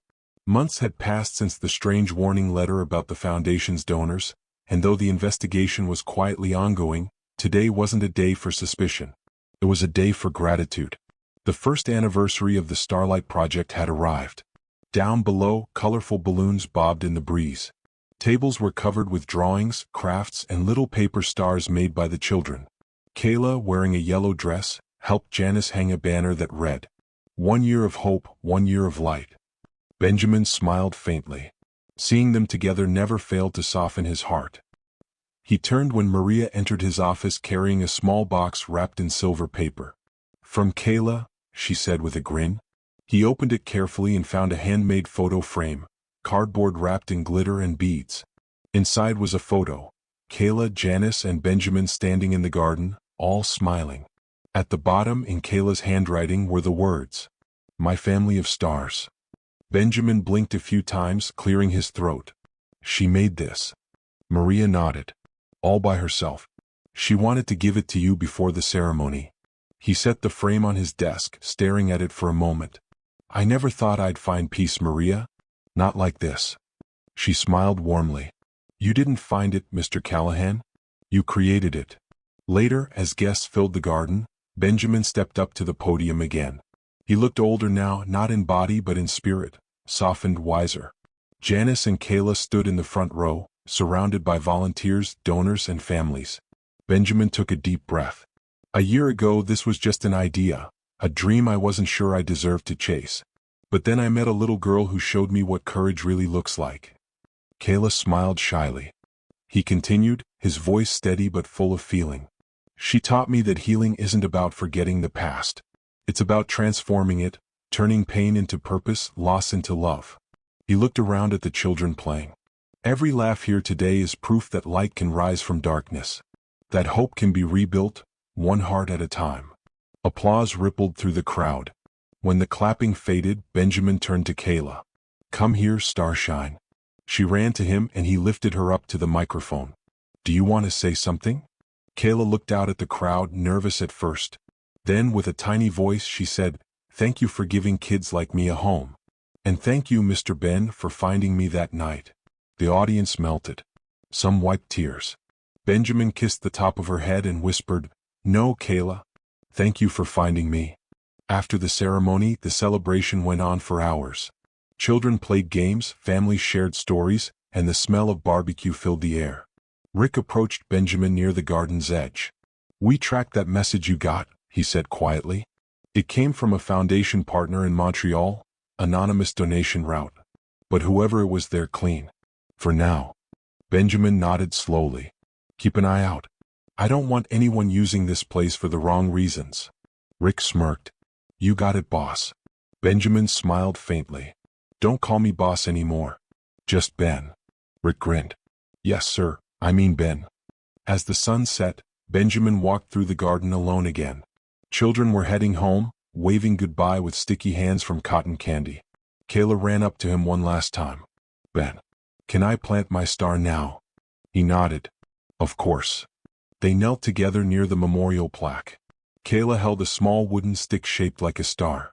On it she'd written, "For everyone who still needs to be found." She pressed it gently into the soil. Benjamin smiled. "That's beautiful." Kayla looked up. "Do you think there are more kids out there like me?" "Yes," he said softly. "But now we're going to help them find their light too." She threw her arms around him. "I love you, Ben." He hugged her close, his eyes misting. "I love you too, Starshine." Later that night, after everyone had left, Benjamin stood alone under the stars. The garden lights flickered softly, and the city skyline glowed beyond the trees. He looked up, whispering, "Mom, Dad, I hope you can see this." A gentle wind stirred, carrying the scent of flowers and the faint sound of laughter still lingering in the air. For the first time in his life, Benjamin Callahan didn't feel empty. He didn't feel haunted by what he'd lost. He felt whole. He had built something that would outlive him, something pure, born from compassion instead of ambition. As he turned to leave, he noticed a familiar figure leaning against the garden gate. "Janice. You're still here?" he asked with a smile. She nodded. "I wanted to say thank you. For everything." He shook his head. "You don't need to thank me." She stepped closer, her eyes glistening. "You gave my daughter her life back. You gave me mine too." For a moment, neither spoke. The silence between them was peaceful, almost sacred. Then Janice said softly, "You should get some rest, Ben. Big day tomorrow." He raised a brow. "Tomorrow?" She smiled. "We're opening the new branch in Newark, remember?" He laughed quietly. "Right. Newark. Where it all began." "Full circle," she said. He nodded. "Full circle." They exchanged one last look, of mutual understanding, of gratitude, of shared healing. Then she turned and walked toward the exit, her figure fading into the soft glow of the streetlights. Benjamin watched until she was gone, then looked up at the night sky again. Above the city, one particularly bright star twinkled, steady, unwavering. He whispered, "Thank you, Kayla. Thank you for teaching me how to see the light again." The next morning, a drone camera sweeps over the Starlight Project's rooftop garden. The plaque glimmers in the sun, and Kayla's star marker waves gently in the breeze. The narrator's voice, your voiceover tone, fades in softly. Sometimes the richest man isn't the one with the most money, but the one who finally learns what love truly means. The music swells, warm, cinematic, and emotional. Kayla's laughter echoes faintly as the screen fades to black.